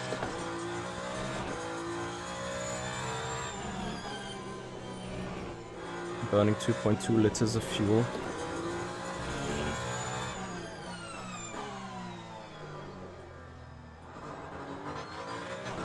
But don't need 40 laps to go to the end anyway. Fanatics, thank you so much for the follow. Welcome to the stream. So after spin lap 1 and being dead last, guys, we're on our way back to the front. Jorge 11 seconds ahead, starting to gain 2 to 3/10 a lap.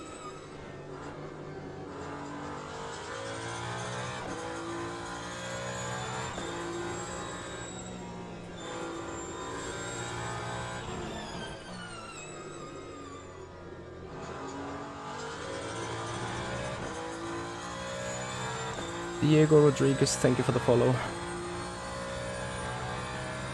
So, but first, of course, we need to get by Alex Q, and he is in the Toyota, which is a problem in a way, as this car will have superior straight line speed.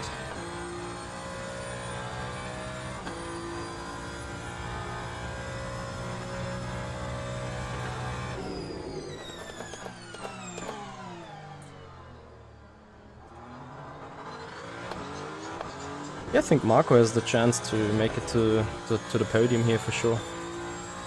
If he gets comfy with the car during the race.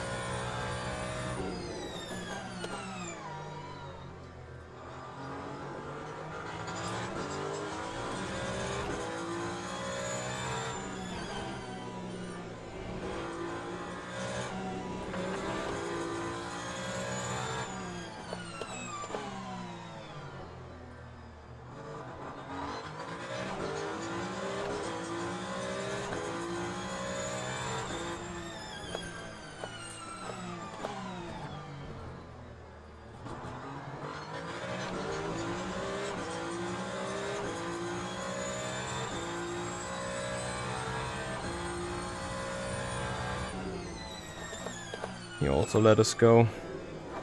The last guy will certainly not let us go, but he will also not push us off the track. I'm sure he won't do that again.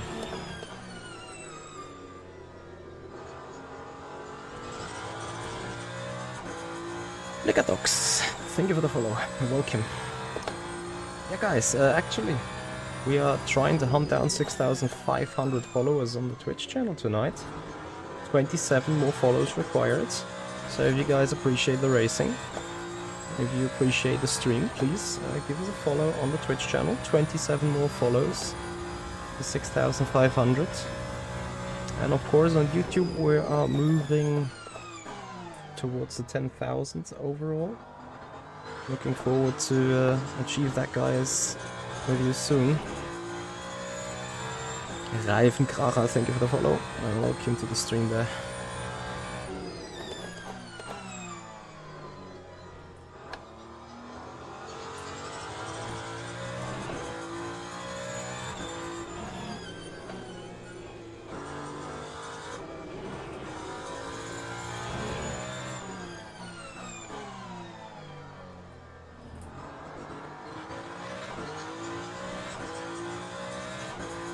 Hey Marty.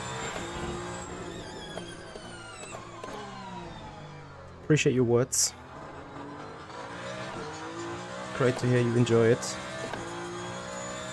So, LMP2 soon.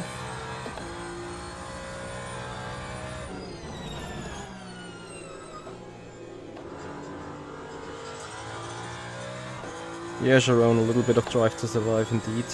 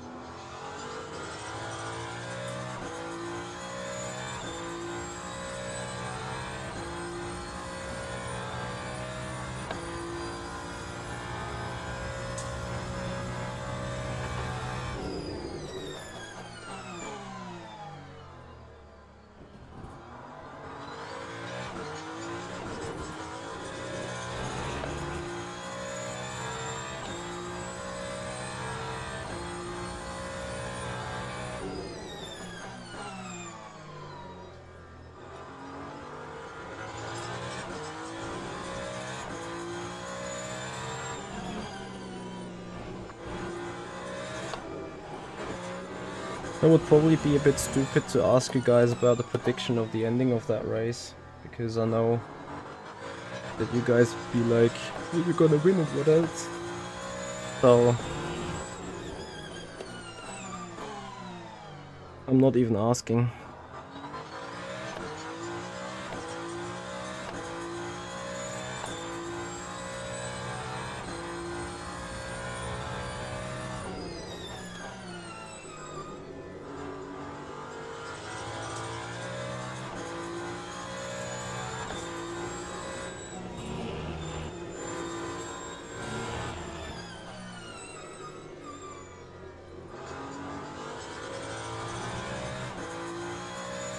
No, he won't let me pass easily.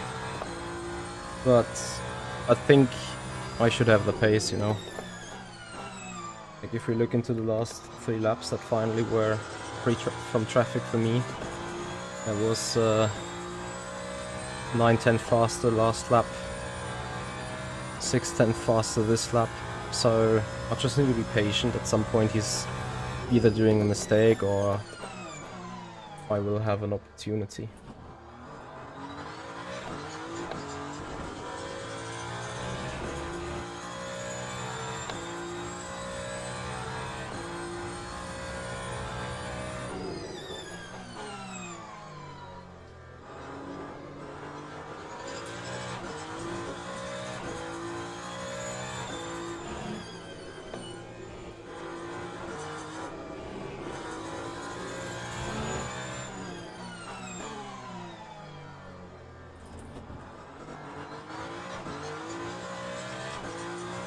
Exactly, and we have 90 minutes left to do the job.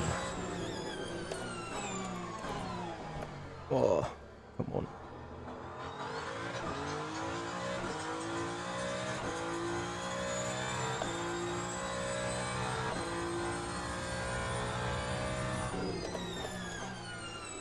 I don't think that there's something to fix. The sound that you have in first gear is literally the traction control engaging. So I'm pretty confident that there is no need of fixing anything.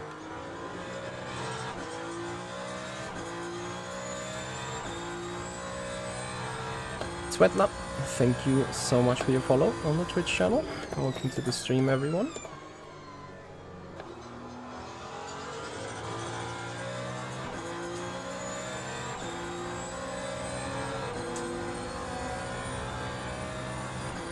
Well, I did a Ferrari strategy in Monza, so never say never.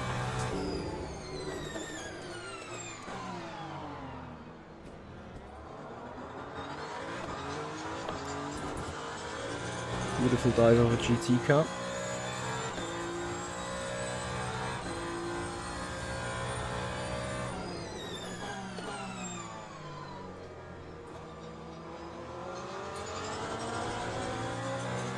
I'm not too sure of the 53 laps yet, but I'll have to do some recalculation at some point for sure.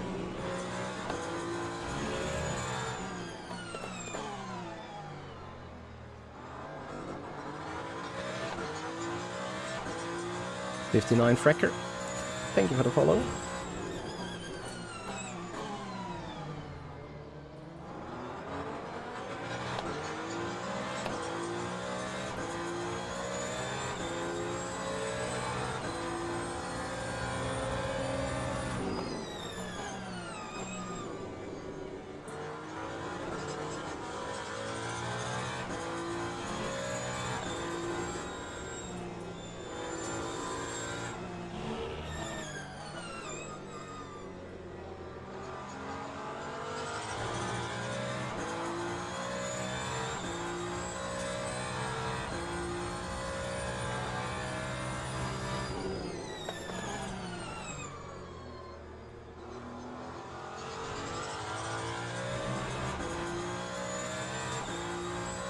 Felix, thank you.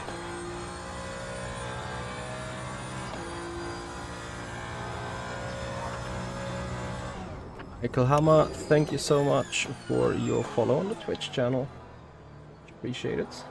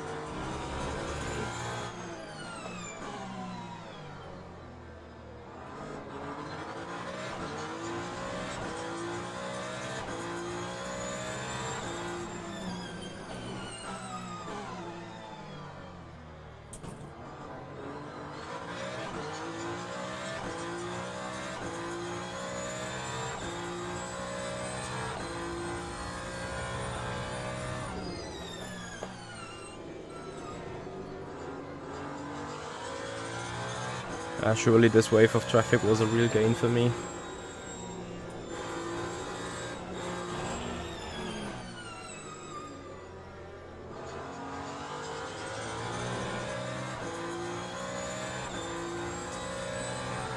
Neil Voyager, thank you so much for your follow on the Twitch channel. Appreciate it much time.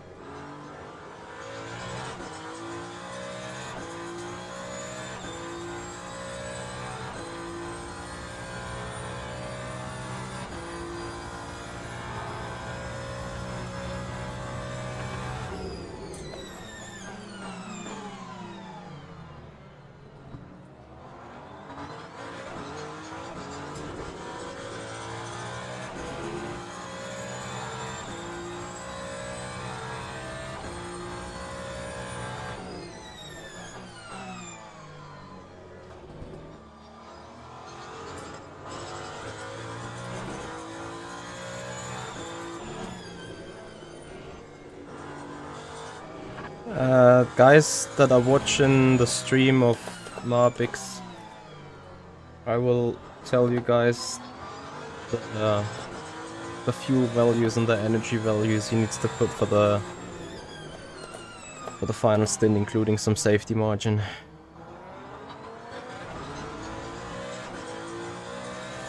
But if you guys please forward that to him, because I already see on my end that it's going to be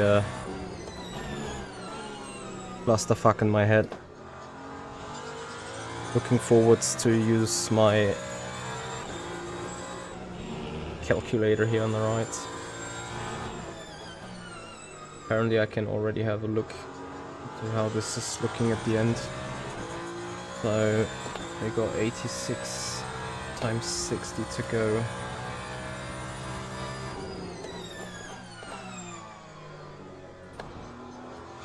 We are adding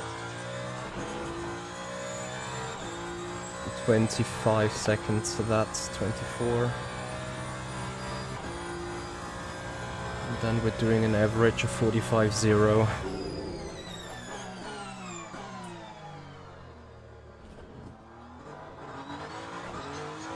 Well, maybe what we should do is deduct 70 seconds for a pit stop and then divide it by 105. That means it's 49 laps to go from now.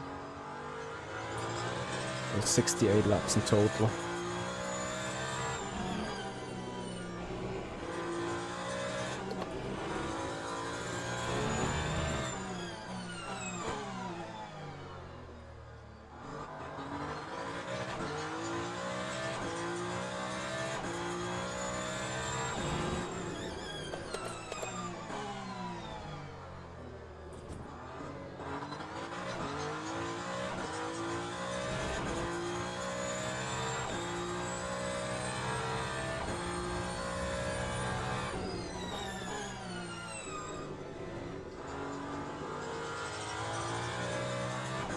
So if Marbix comes in lap 40, so when the virtual fuel tank is empty, make it lap 39, so we give him one extra safetiness.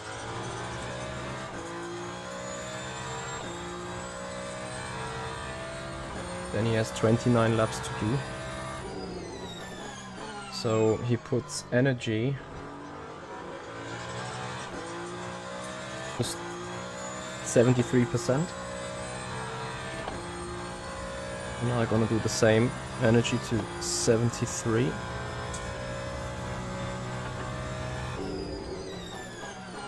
Brain capacity, please, still at 100, Michi. Thank you. So virtual energy to 73 and fuel to 90. That is the combination that I think should safely get him to the end of the race.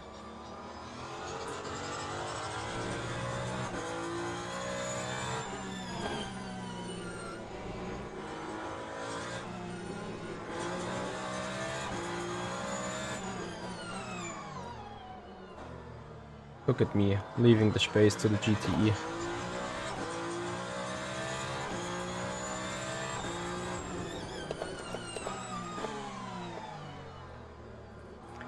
In fact, since I need to come in 4 laps early, I need to put at least 83% of energy. Just for my fuck up for the underfuel.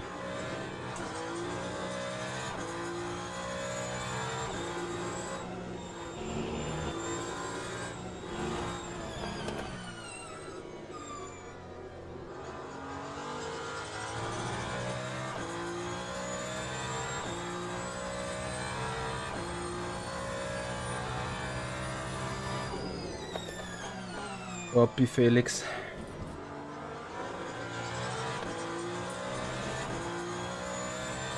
Is he planning to? Is that his race target then?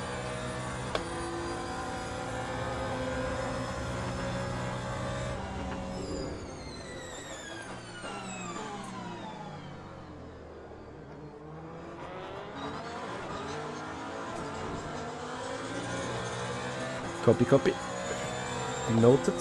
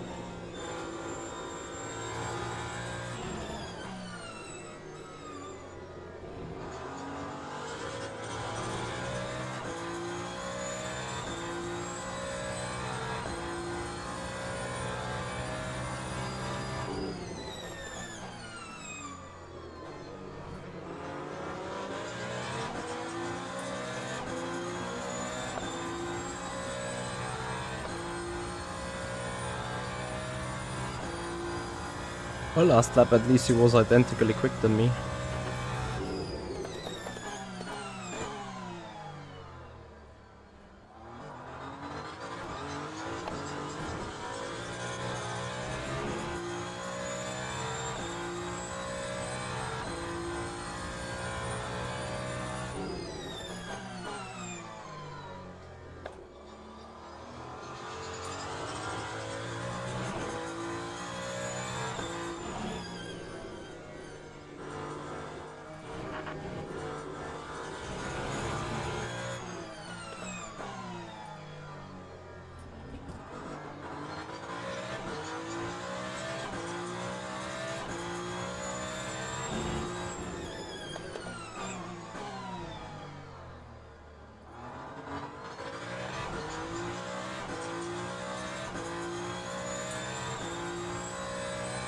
Yeah, real endurance race is going to be a hell of an interesting thing indeed.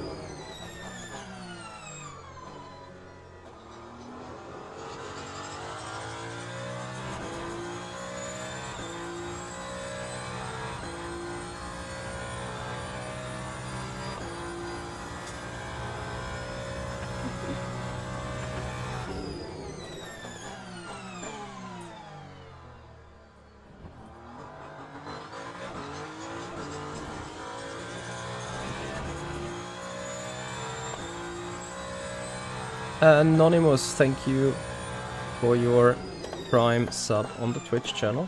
Appreciate it.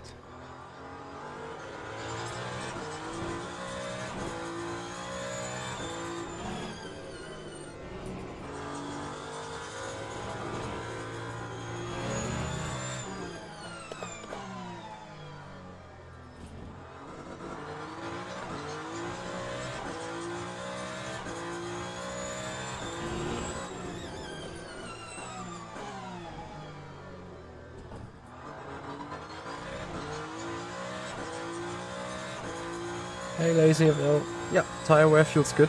I got certainly a good amount of wear on the front left already. I was trying to figure out whether I could somehow improve the balance with adjusting the ARBs, but it doesn't seem to be that easy.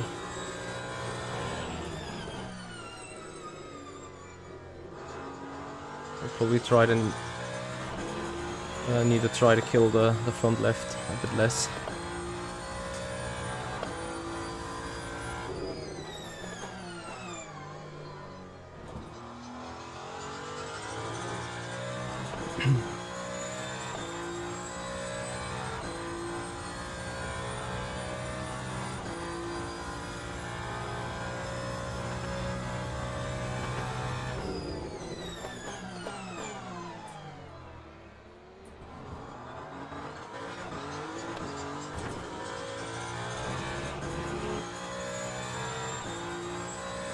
Live hello.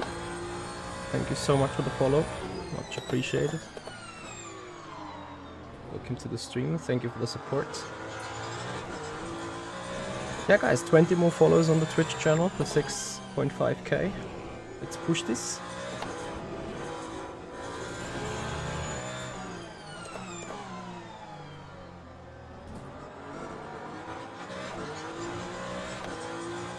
Makey, thank you for the follow. Really appreciating the support, man. 19 to go. 19 more follows to hit 6,500. He's getting off the line for us. GT traffic. Let's see where to slot in. First slot. The second slot.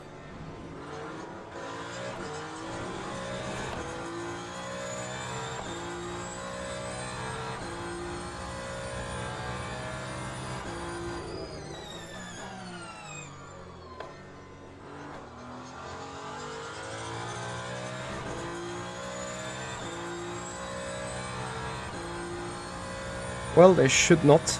Well, I mean, it would be illegal, right? They are agreeing to the terms and conditions, and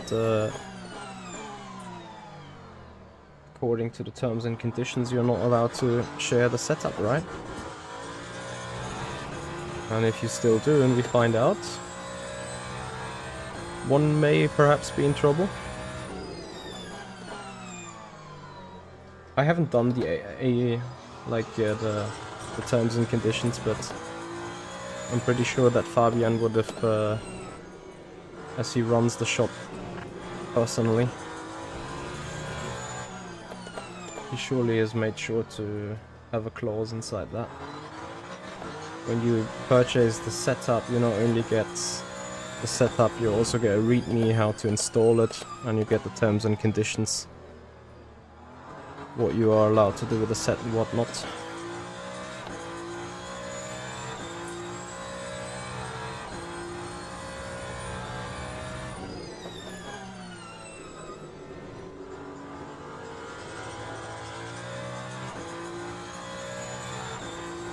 There will always be people that are going to share it, yes. But of course you're not allowed to. It goes the same as for any other setup shop, whether that is on iRacing, ACC or elsewhere.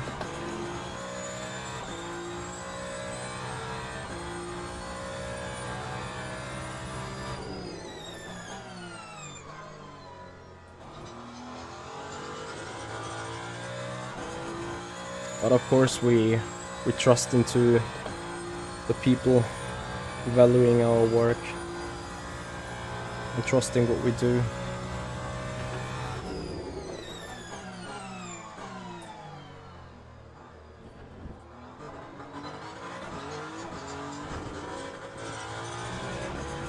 So literally 2 more laps and then the pit window opens.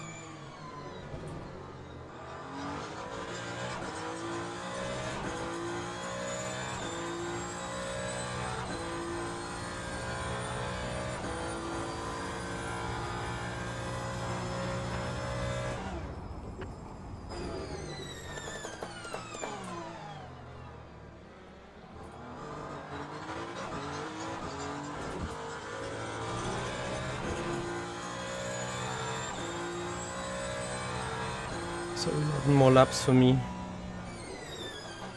Means I box lap. Oh, this counter is missing to me. I got 27 laps done. So I box at the lap 38.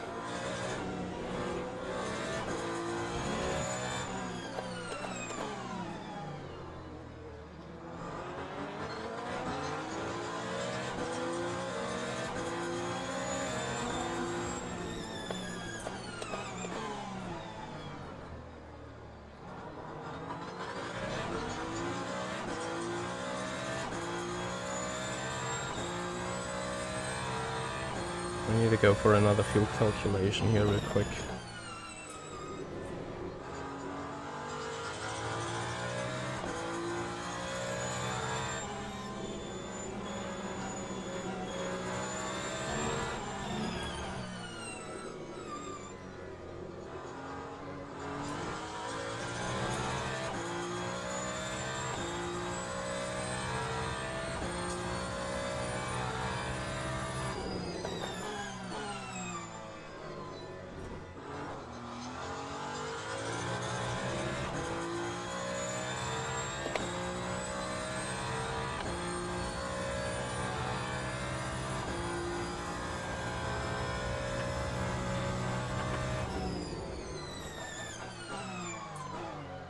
With me. So 10 more laps till the pit stop.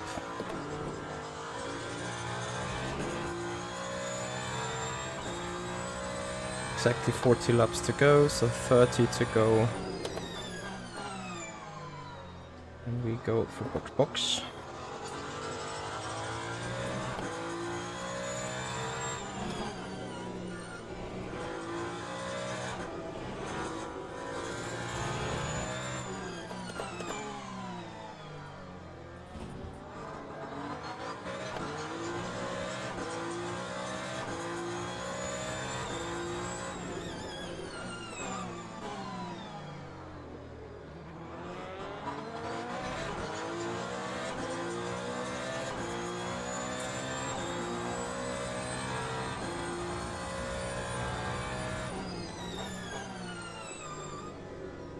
So 30 times 2.5 is... That's 75?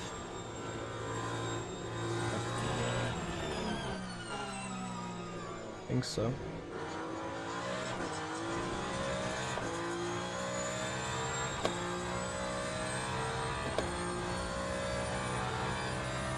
So in order to be prepared though,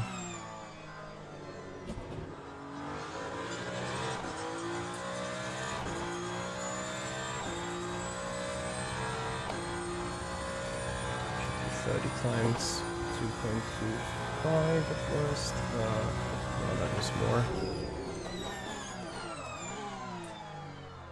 What is 75 out of 100 times 90? Yeah, that is 67.5.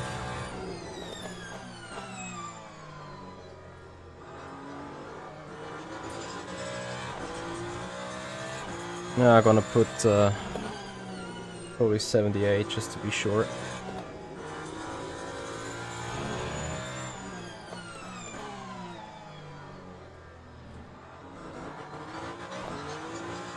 Oh, I put 75, should always be able to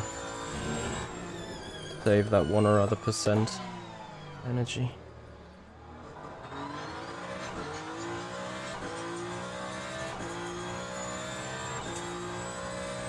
That's put 77.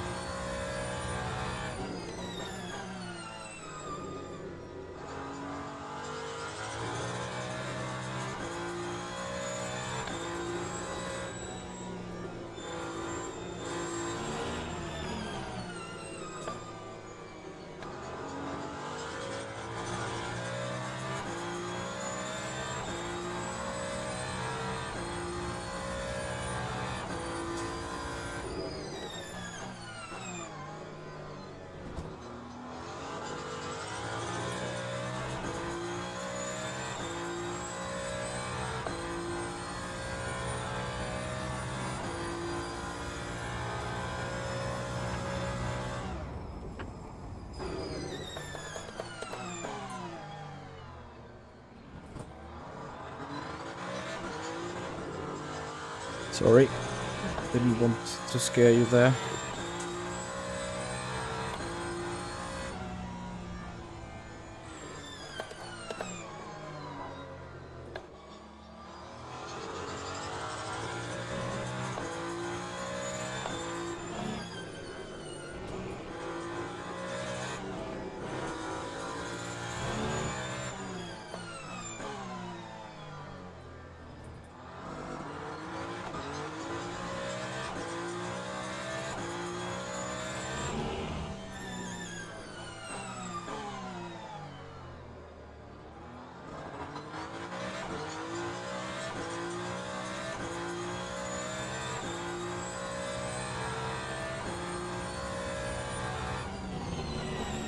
I don't know, I think in Monza he stinted the medium, or double stinted the tires.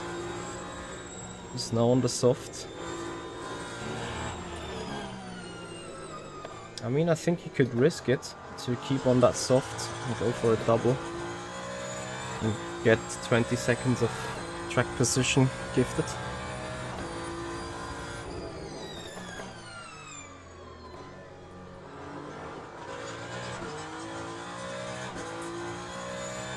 But like my front left is down to 50 at the 1 hour mark, so I'm not sure if his tire would be able to quite do the job, you know.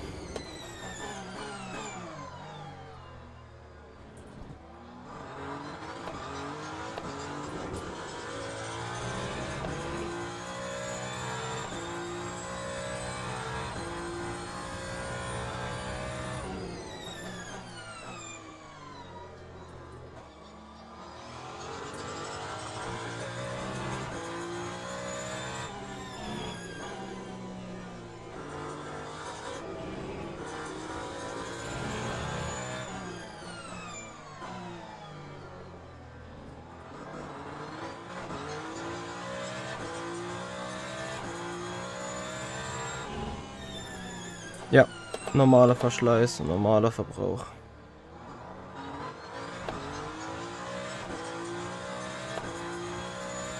Nicht wie in Monza.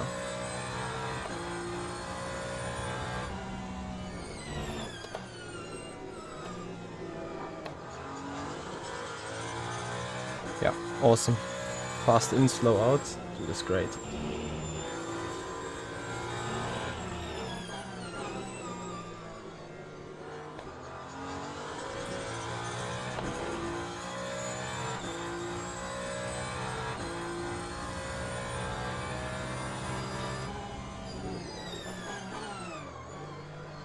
It's not just fast in, slow out, that is fast in and even slower out. Oh, fuck.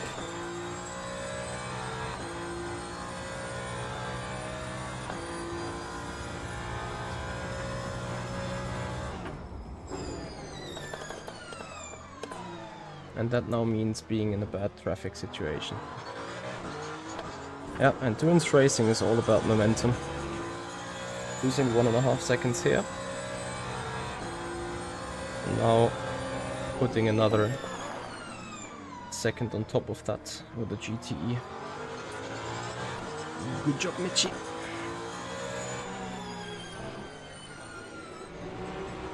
Couldn't have done this any better.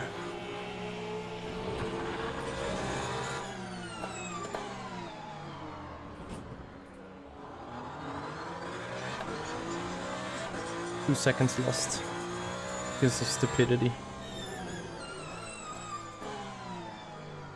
There also goes a good amount of fuel on the saving train.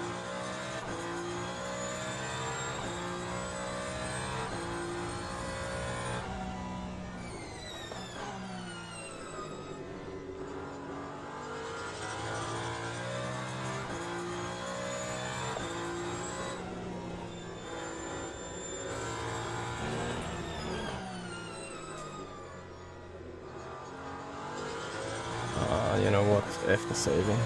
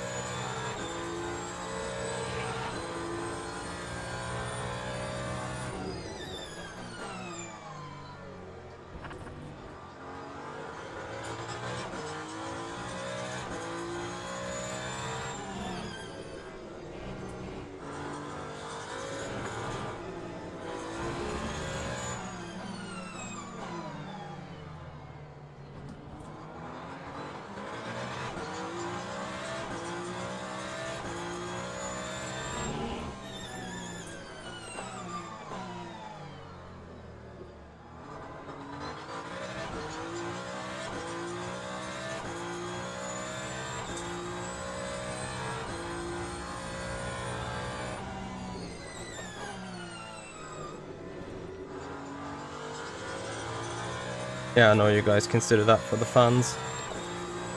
Well, it's not.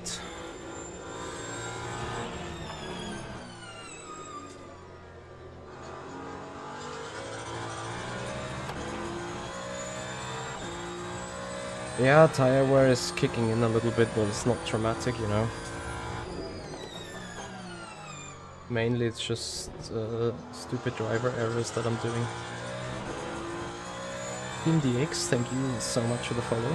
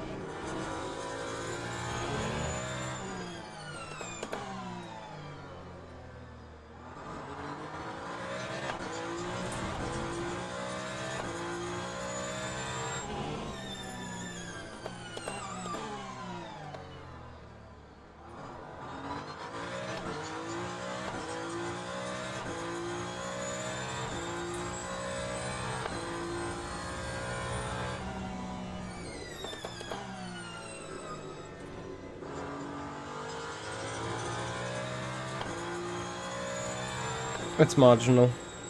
Almost no difference to a non-clutch save. But of course it is a save.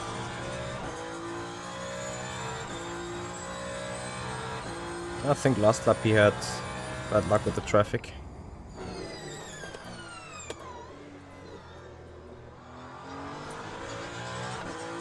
But I mean, he got me, you know, stupid in without traffic.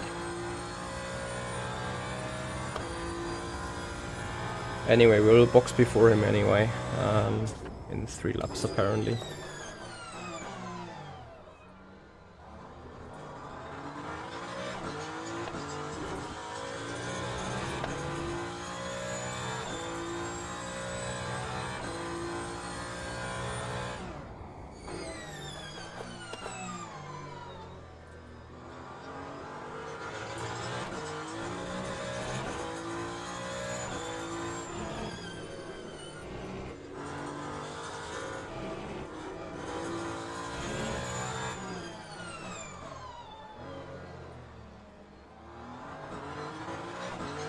Incredible.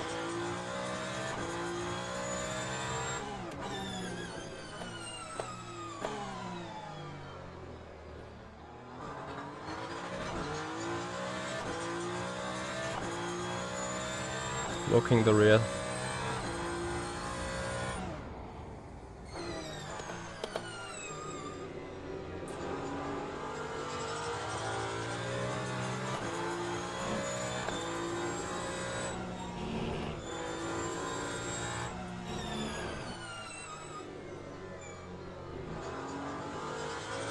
So we have chance to get a solution here with an undercut.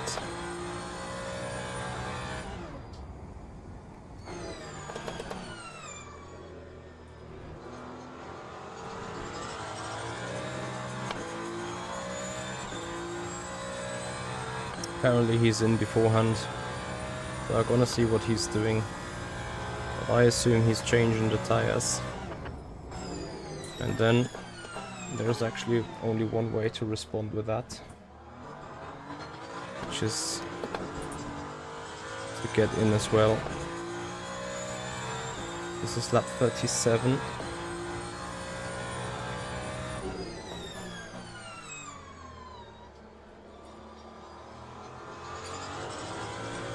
So we're coming in 1 lap earlier.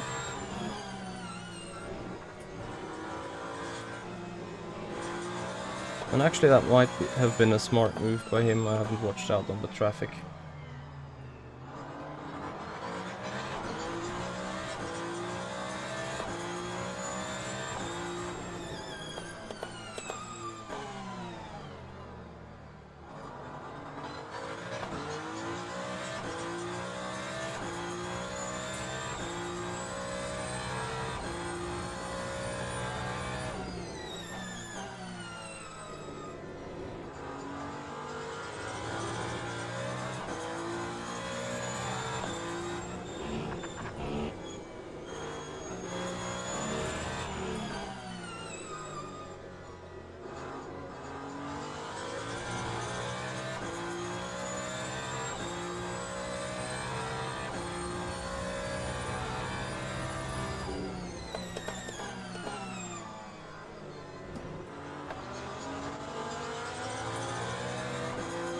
Oh, box.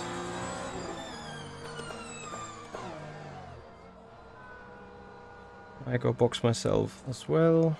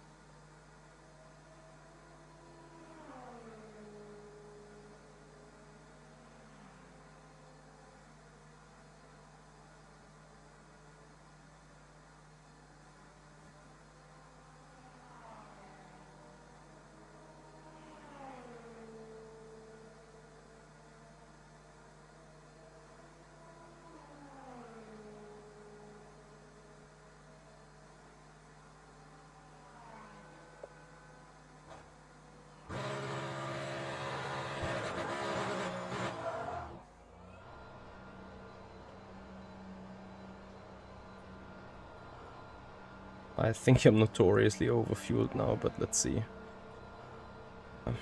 36 laps.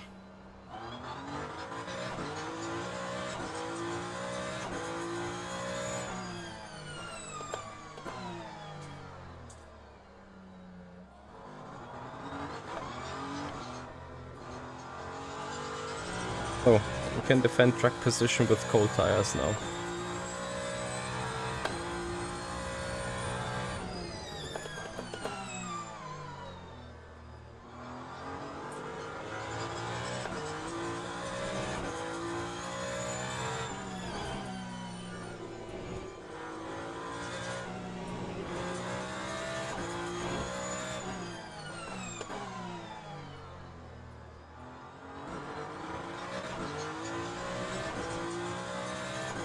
I'm running 100% brake pressure.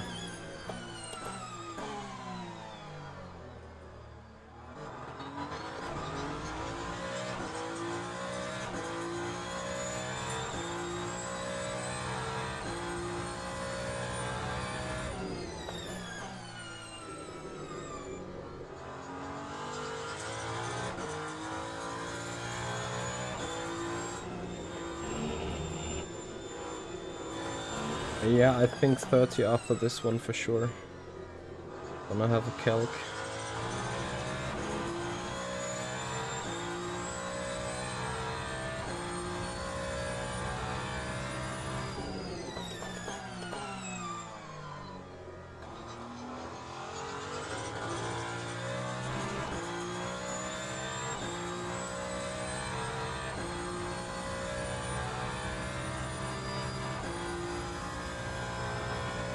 Exactly 30 laps from here on.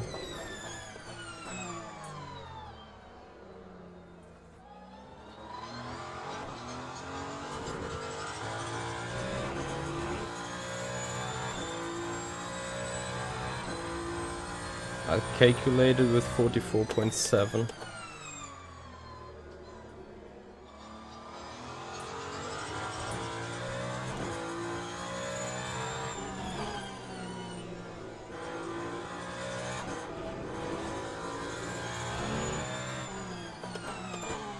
This is where Volker lost the time. My hot and used tires were faster than his fresh cold ones. So he will be on our rear wing for the main straight now because I'm still struggling with the tire temp.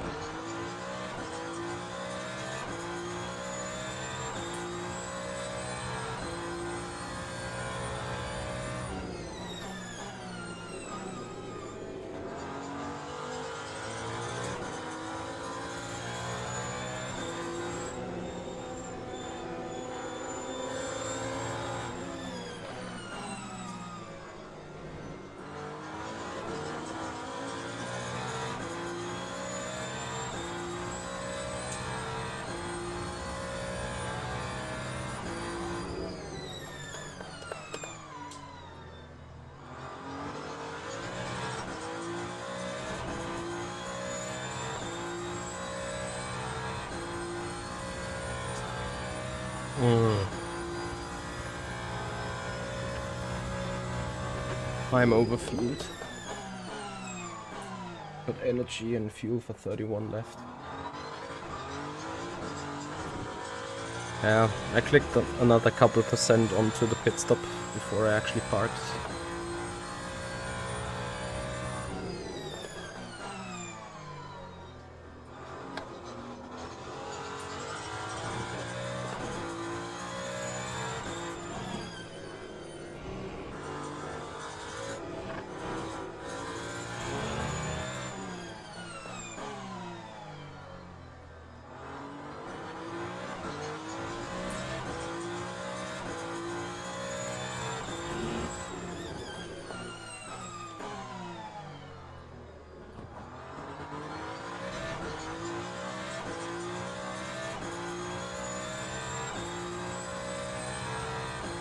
Yeah.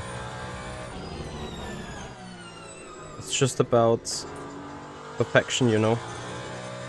I still haven't perfectionized this fuel and energy system.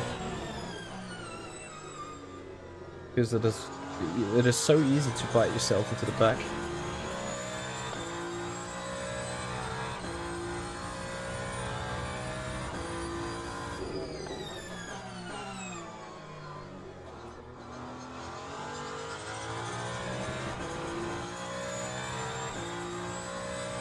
Thank you, Lazy FL. Have a good night. 44-1.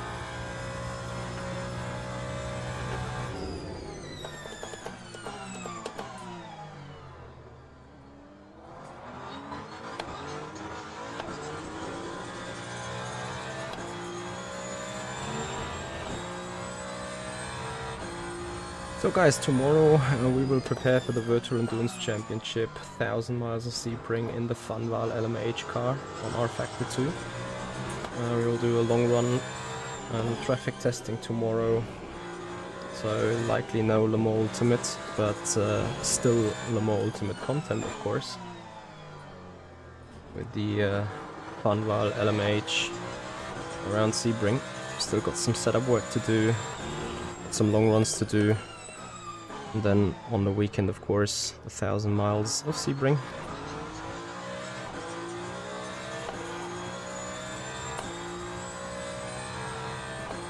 Yeah, Icefox, actually my calculation was kinda spot on, so I'll take that for sure.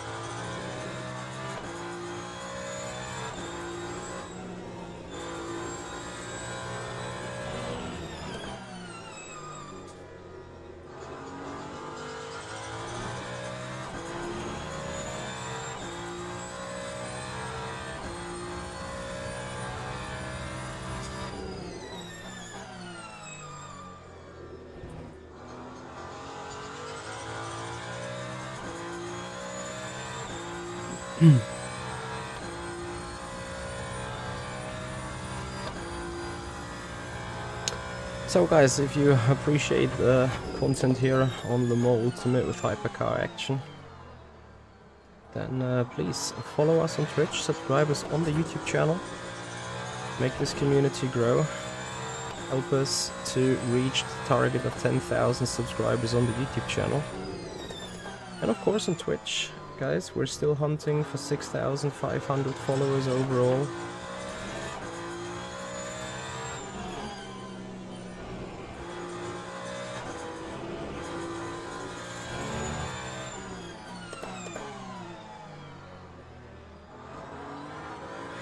Oof. Did we get almost killed here?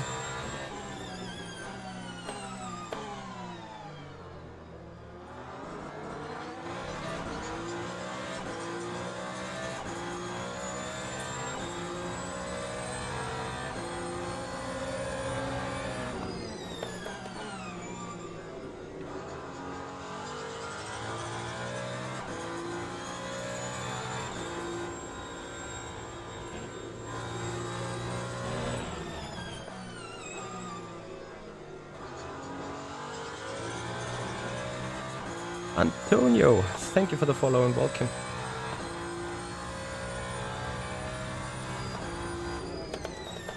Thank you, Björn. Have a good one. Luisa and Luisa.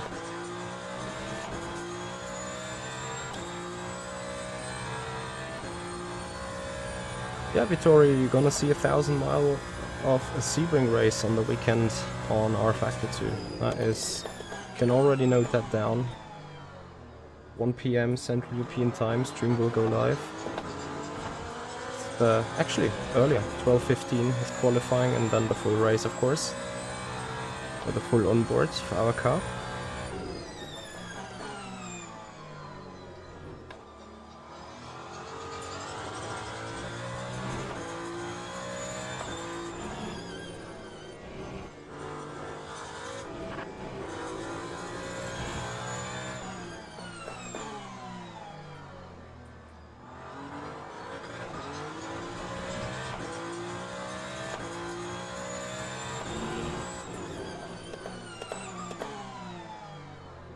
By the way, Vittorio, obviously with Marbix you finally also got an ACC veteran here in the race.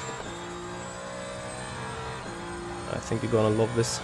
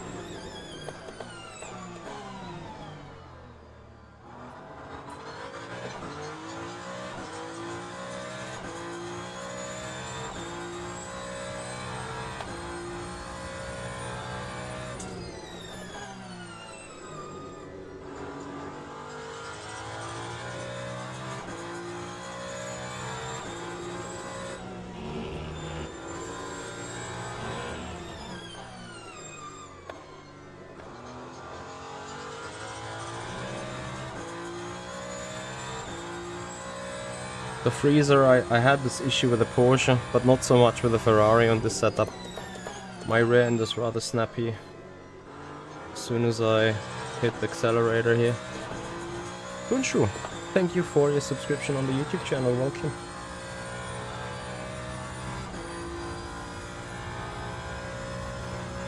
Felix, I appreciate that, it's awesome to hear.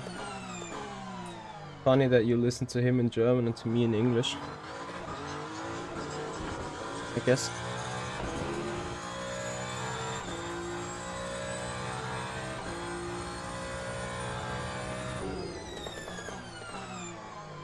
Thank you, Felix. Well, it was made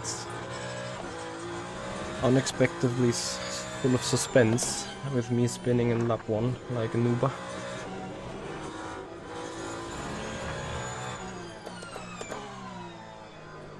So of course that got you the awesome race in the first place. Without that spin I would have probably boxed with 15 seconds of gap in the first place.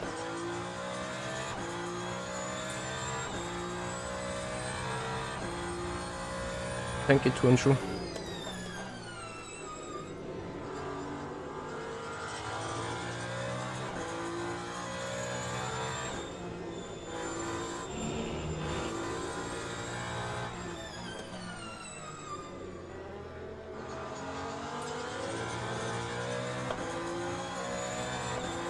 That YRK, thank you for your follow on Twitch, welcome.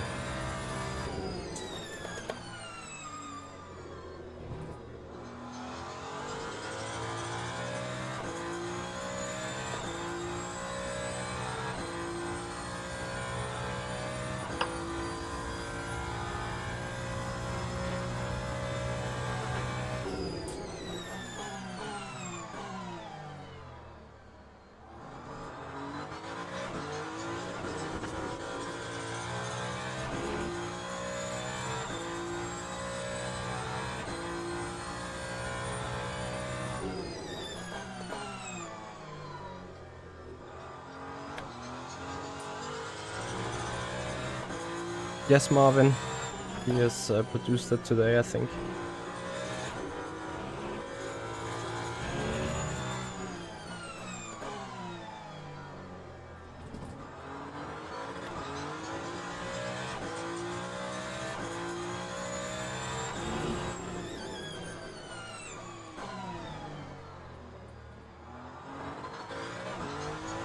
I didn't even try the race was worth up until now, or is still worth it.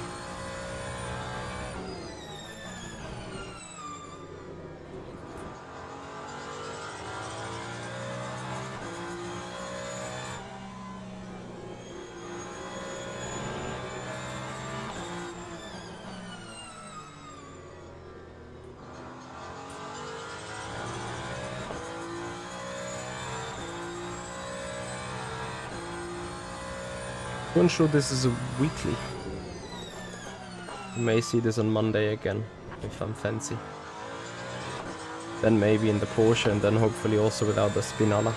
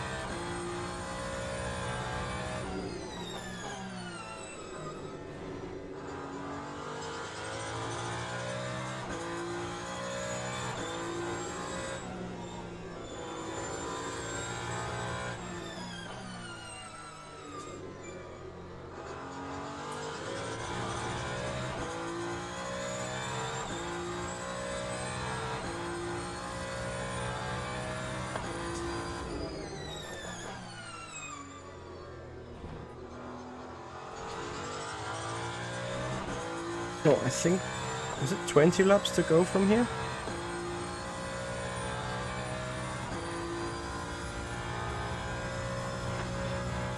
"22. Maybe 21 only.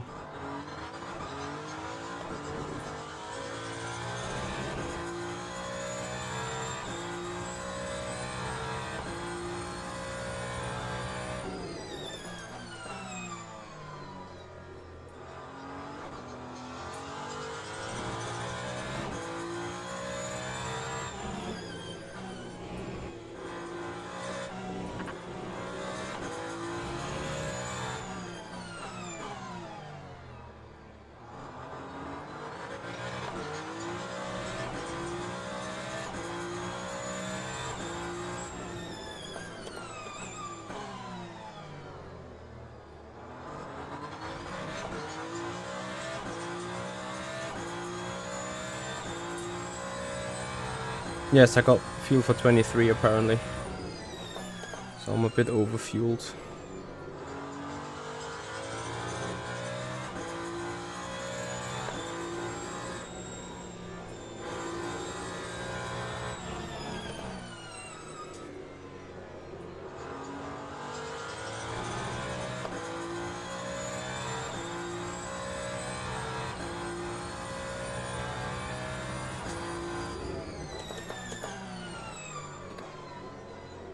We have a total grid size of 36 cars here.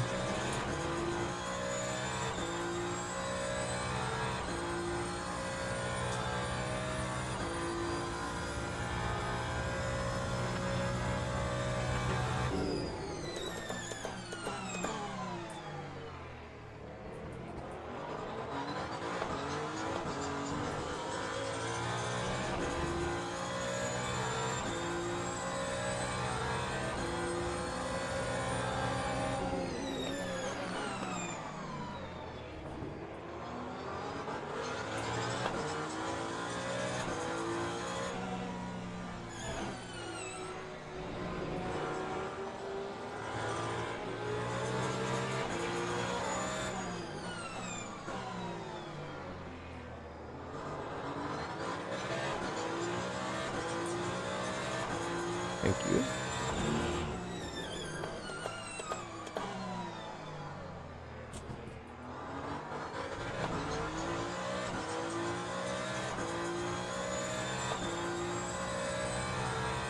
Yes, to and true. Marbix in P3. Great streamer, extremely fast. Alien fast on ACC. And probably also soon alien fast on Le Mans Ultimate.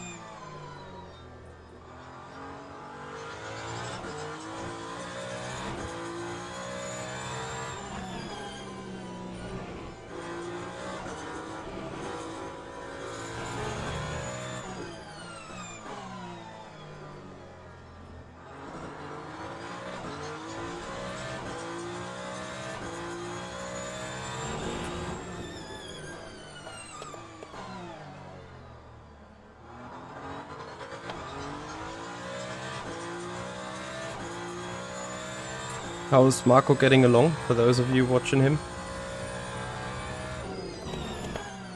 He certainly has increased his pace compared to the beginning of the race, which is good. But I hope he's not completely disliking the setup.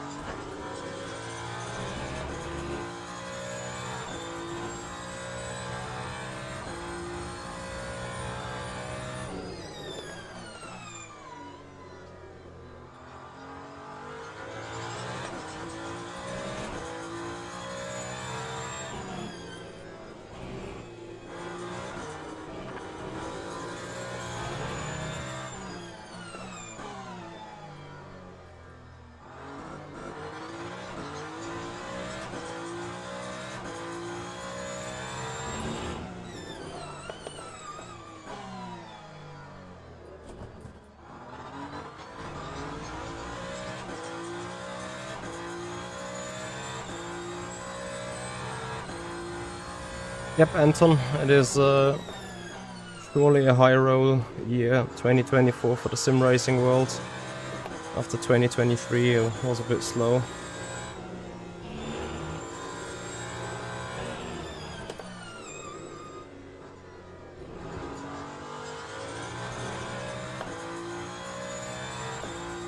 Good tire management, it's awesome. Yeah, the front left certainly needs a little bit of management here. So if he's comfortable with that, that's good.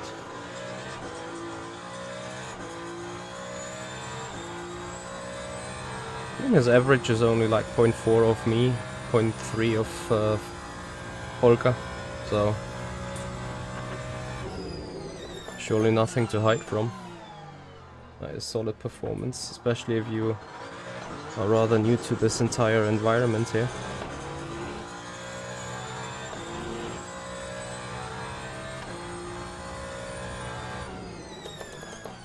Well, which one is the second best overall?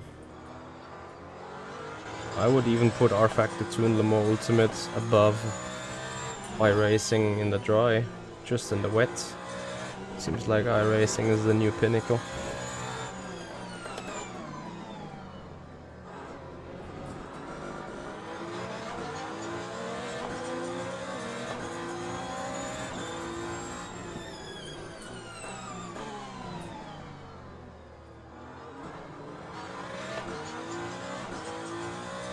Oh, I go to the end.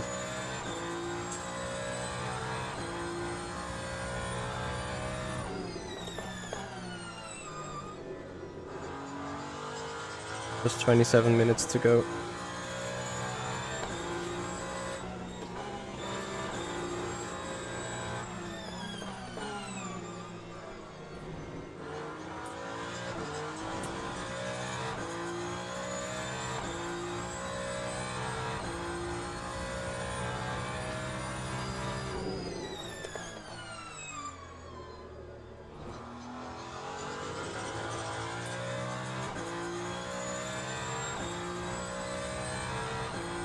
Yeah guys, if you still appreciate the race, if you enjoy watching this, then please give us a like on the video on YouTube, subscribe our channel and follow us on Twitch for more of this type of racing in the future.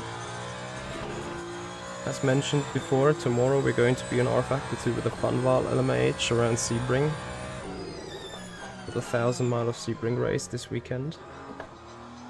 And then, as I mentioned as well, this weekend then the 1000 miles Sebring, a full live on board for the full 8-hour race. Looking forward to see you guys there.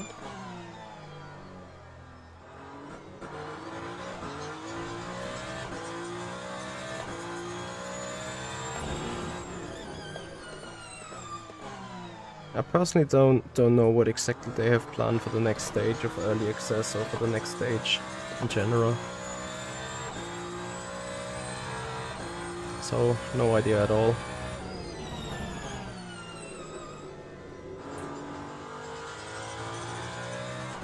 I'm just as eager as you guys on that point.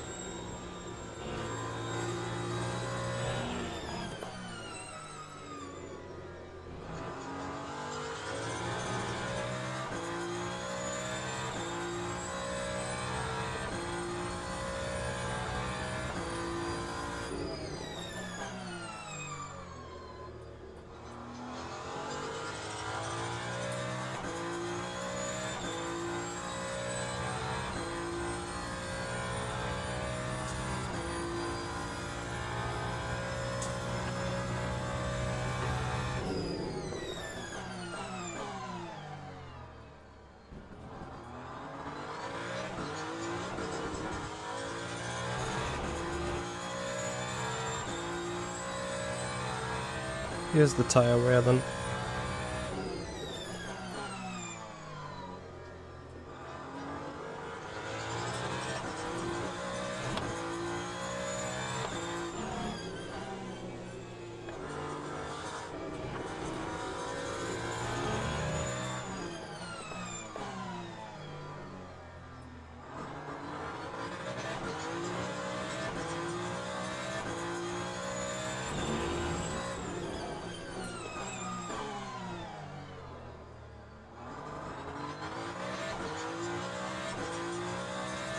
Well, front left is only 4% lower than the rear left. I think that's kind of logical on a track like this, but also fine in a certain way.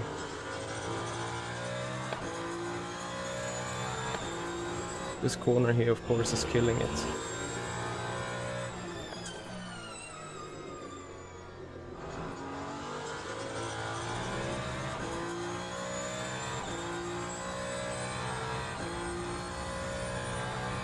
You mean on the safety rating or on a driver rank? Safety rating is quite easy. Do races, don't do touchy, don't have contact, don't have incidents, and you'll be gold in pretty much within 15 to 20 races.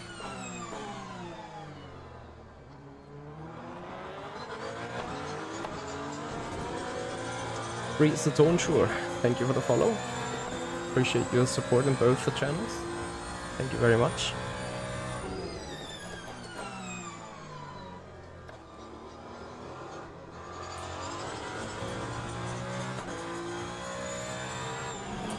Now on the driver rank, there you need a lot. I think to date I'm the only driver with driver rank gold. And I've done 75 races on R Factor, 25 races on Le Mans Ultimate. On R Factor I have a win rate of 60%. On Le Mans Ultimate I have a win rate of 90%, 88%, and a podium rate of 94. Both goes for RF2, and I think the podium rate on RF2 is 90 out of the 75 races. Yeah. Remember though, we had this nightmare race on Monday in Spa. Costed us 30% of the rating. And I think at best we might get 4 or 5% out of this one tonight. So I would need to win 6 times this race to make up for this one bad race, which is insane. SSG 8, thank you so much for the follow, and Stonehead 33, thank you for the follow as well, welcome.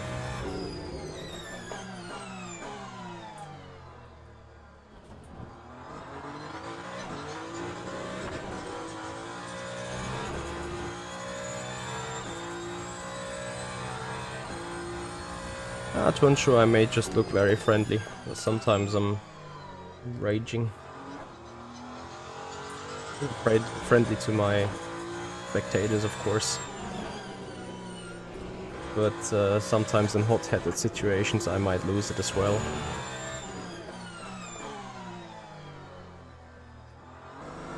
And I think the fact that you have watched me before is probably you were not too much into RF2. Which is obviously the sim I stream the most.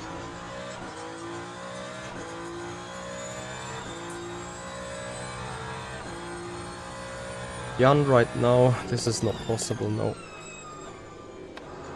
Maybe possible in the future, perhaps. Crazy, right? I always get a traffic in the stupid spot when I'm on a purple one.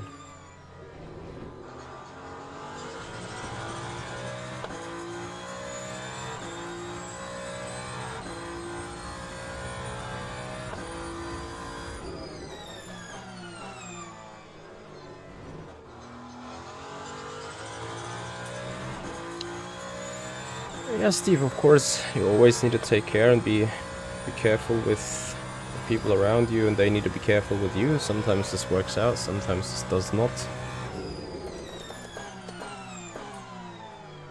Sure, there is some uncontrollable liability inside that, indeed, but part of the racing, right?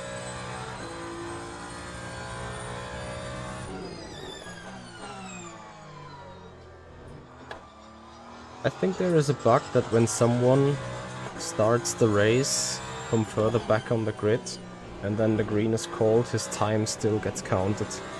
So despite he might be already in Eau Rouge when everyone gets the green at the start-finish straight, his lap time still counts, and then it's a 142 or whatever. Of course the guy then has to pit for penalty and shit, but at least he got fastest lap of the race, right?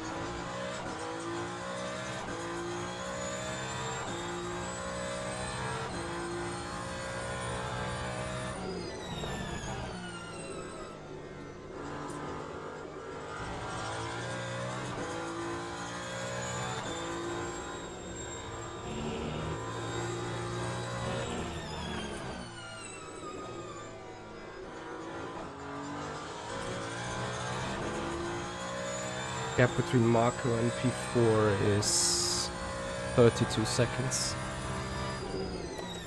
So Marco should be pretty safe.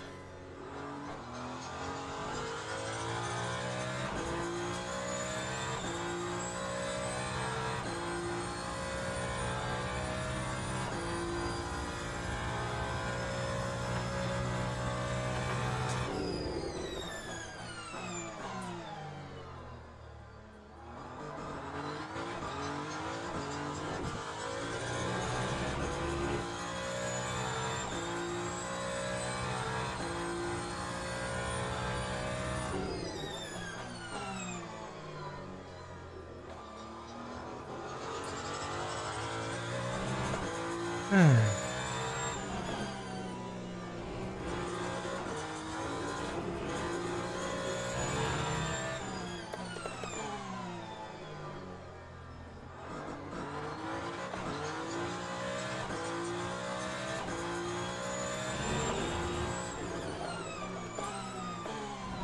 you're looking at the daily race, the leaderboards are the fastest official race lap times. If you're looking at weeklies, it's the practice leaderboard.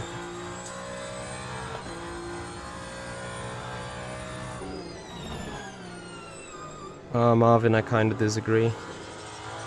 First, I didn't get the Porsche running.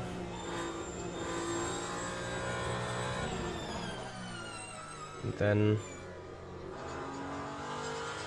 it did spin in lap 1. Yeah, and the dailies, the leaderboard is pointing towards fastest lap times in the race.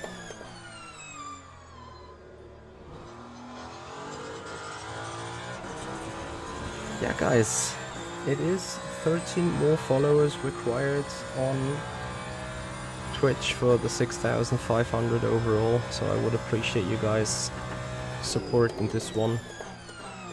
If you're not yet a follower on the stream, if you're not yet subscribed on the YouTube channel, go ahead, hit the follow button, subscribers on the YouTube channel as well, and enjoy more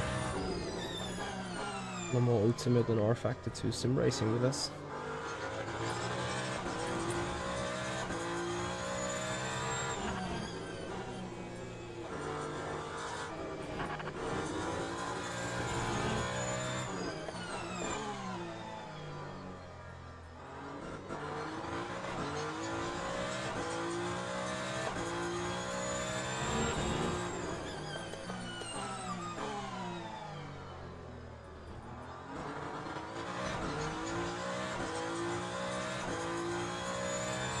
Yeah, but I broke into turn 10 with the regen just at, I don't know, 80 kilowatts or 100 instead of 200.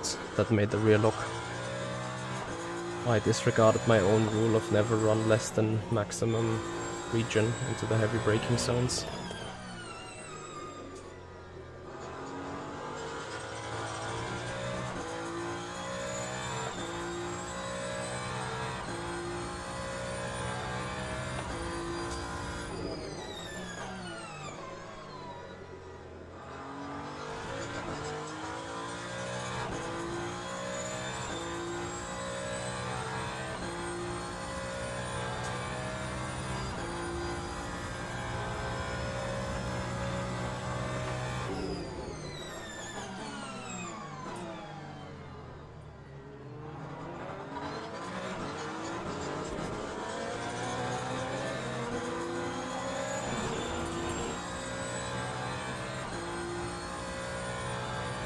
Yeah, I tried to be clean most of the time.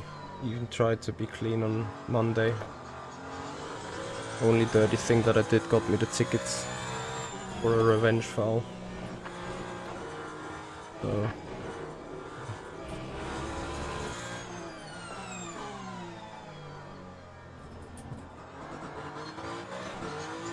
But you clearly see that despite the track conditions are getting better in terms of grip and so on,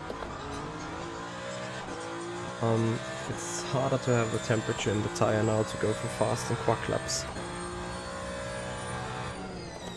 Not that it would be a concern right now, but still something to note down.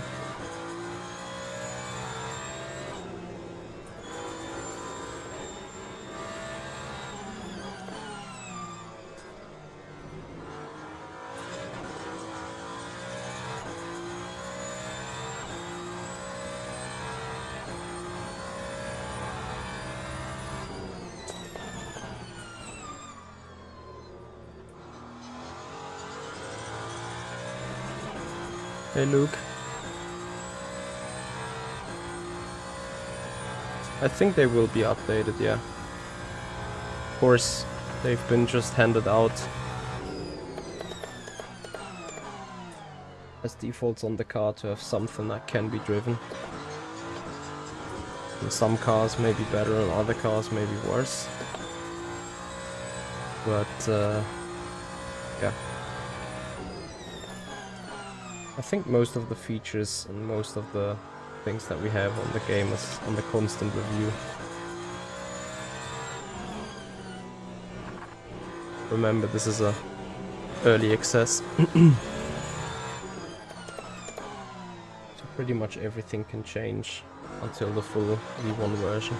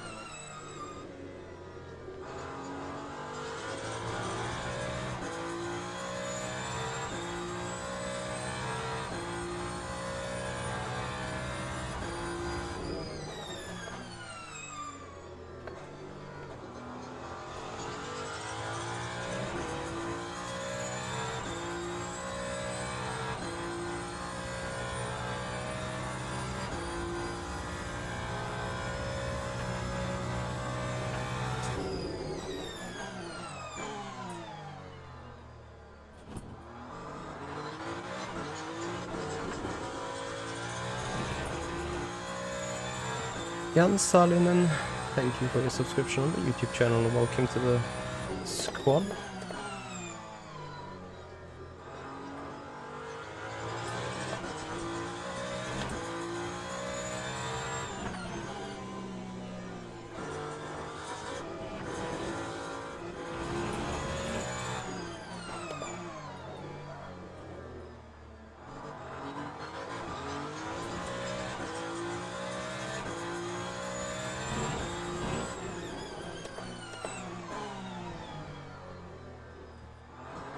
That's appreciated.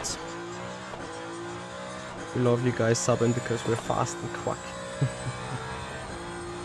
It's part of the job as well, yeah.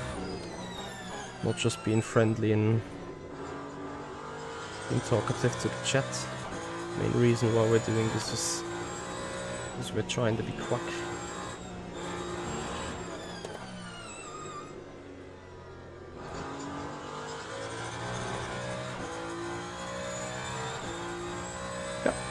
Two opportunities for fast laps, and we failed both of them.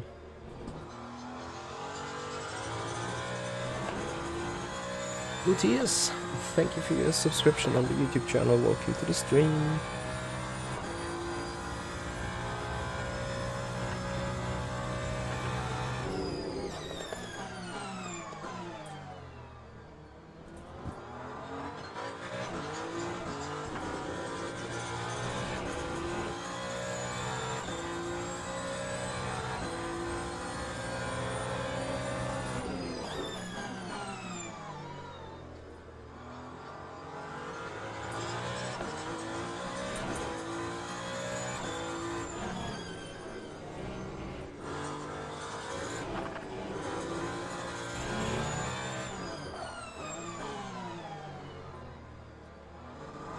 Sometimes this car is poisonous.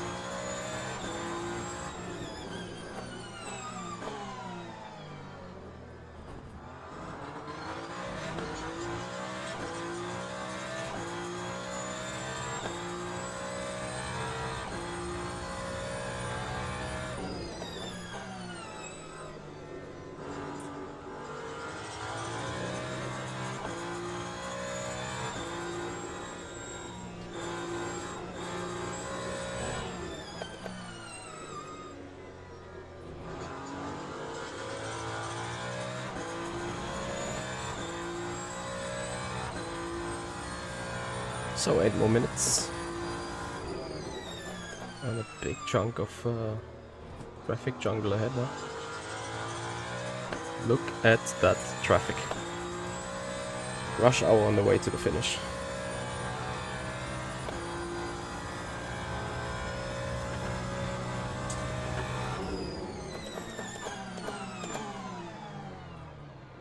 Thankfully I didn't go back to my lane. Otherwise I would have been rear-ended here.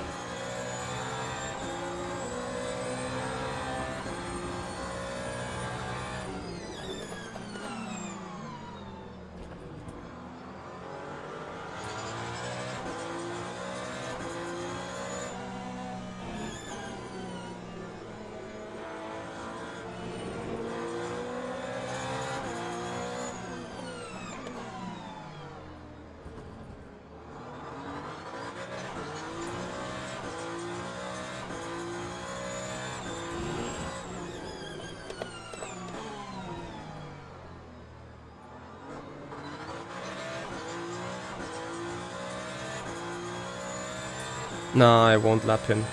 I think the best that I can achieve against him would be a 1 minute gap.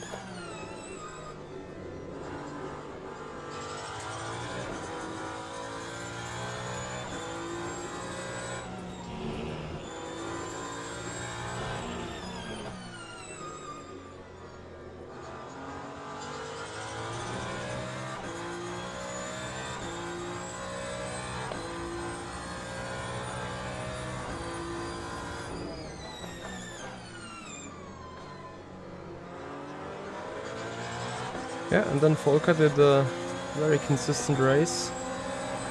He had 12 seconds of gap in the beginning of the race to me.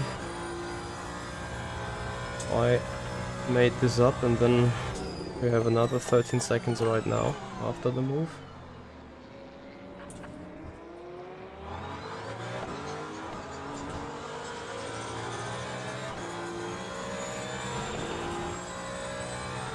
So a consistent pace.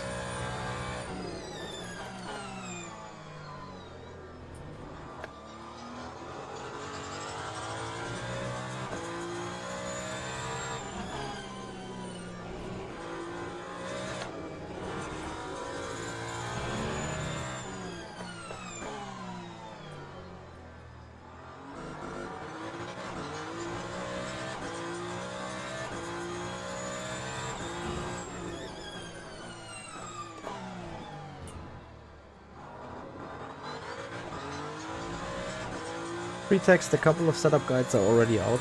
For example, Ferrari Hypercar at Bahrain. We have built this car, set up live, like 2 weeks ago.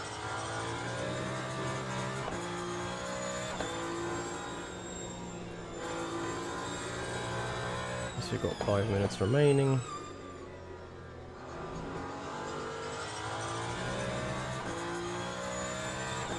I think that is 2 more laps after this. 3. I think 3.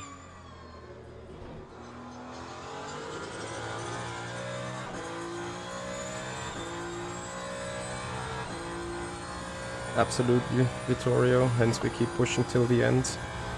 And we keep the spirit and the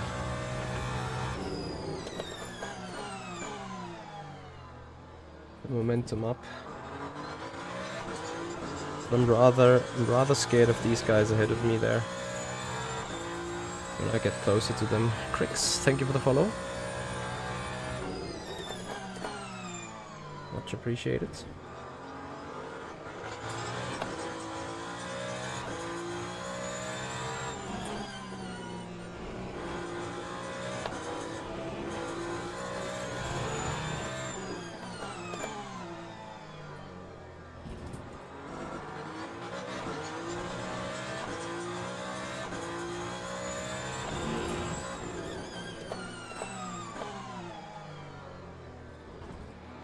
See, that's what I mean why I'm more scared of these guys.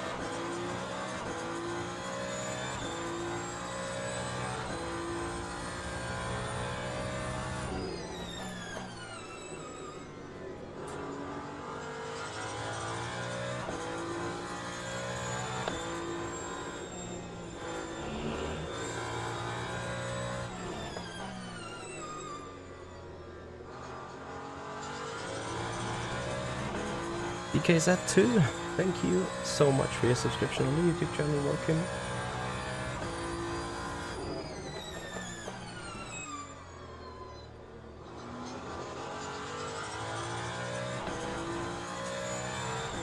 Yeah. Heads off to the guy doing this with a controller there for 2 hours. But Rosin Shai is doing the same in F1 Creator Series, so apparently it's doable.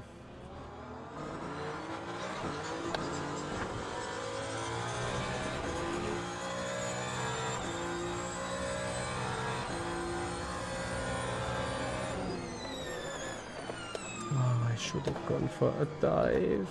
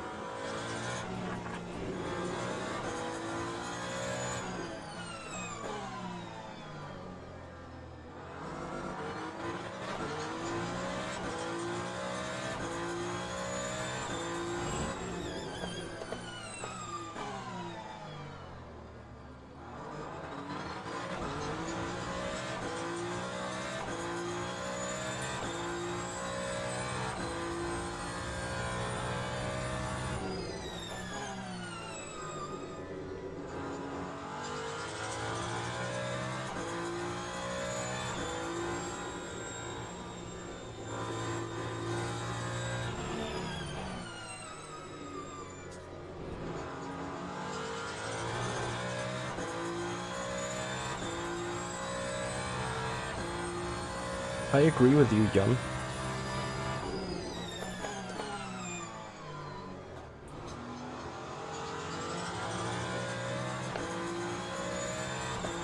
Yep, okay, so no 43 in this race. Unless I can do some extreme magic.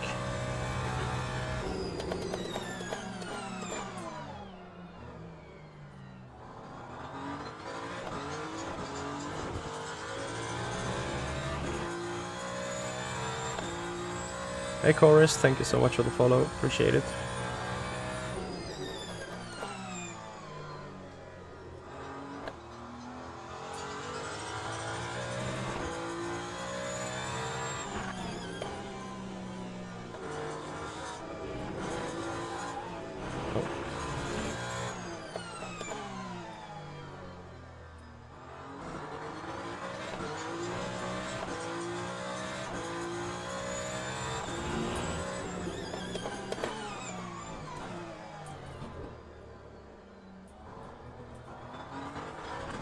Oh well. Stupid me.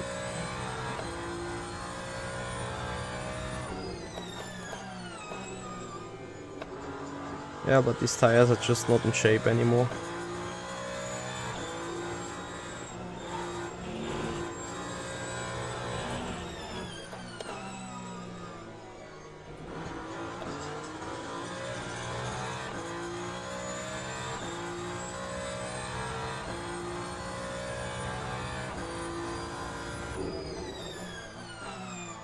Question is, has that mistake now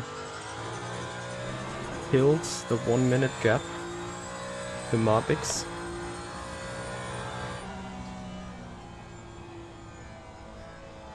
Let's see when he finished the race.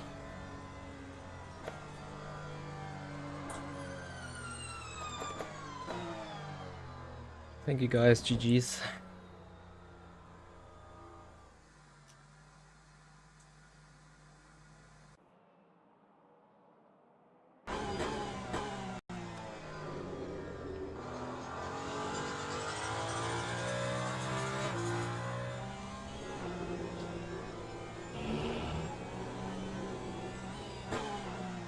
He's killing that front left. Ah, that should give us the full minute of gap. Is he out of fuel? No. Young Cash, I'm using the Race Lab app Pro. Yeah, Race Lab app. It is 1 minute and 3. But GG to Marco, like with close to no practice. Get in. Run the car. Put it... I think he started 8. But solid race performance by him. Last one on the lead lap. So really good job. Yeah, guys, let's see what that means in terms of the ratings.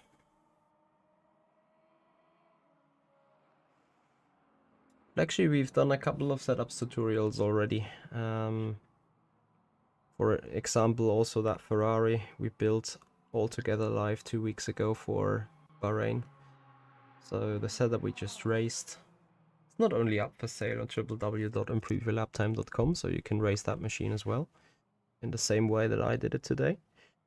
But we've also built that setup live, so that is as much as it's going to be for right now and in the future. Right, people have finished the race. Yep, everyone is in, so we should have a result file ready. And then guys, we're gonna call it a day. First though, we have a look at the results in the hope that the game doesn't crash now. As you know, this might always be a thing.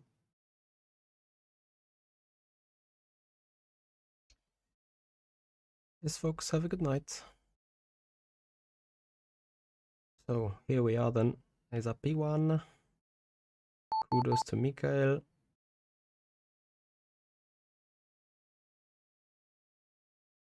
You what?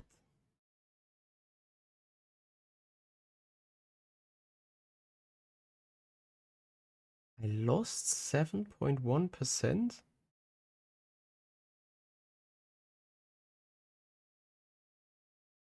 It should be a bug, should say plus 7.1%. What? Yes, above gold there is platinum. So it's gold 1, 2, 3, then platinum 1, 2, 3. Dear MSG, check files.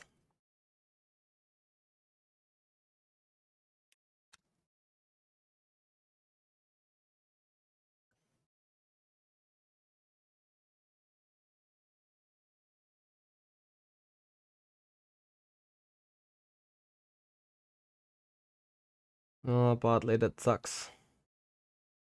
Sad to hear. Have you been in the LMP2? Yeah, guys, as I mentioned, we're gonna call it a day here. Really appreciate your time, everyone. We're now obviously gonna have a raid. Kudos to Marbix. Send him Grüße for those of that have watched both the streams. And for those of you watching on Twitch, of course, we're gonna have a raid. We have still someone. We have someone live indeed. Gamer Muscle on Le Mans Ultimate. Guys, give it a Gamer Muscle a follow. Enjoy Le Mans Ultimate together with him, and see you tomorrow for long runs in the LMH Hypercar Funval around Sebring. Yeah, guys, once again, follow up on Twitch, subscribers on the YouTube channel if you haven't done already. Support the stream and come back for more streams. See you. Bye bye.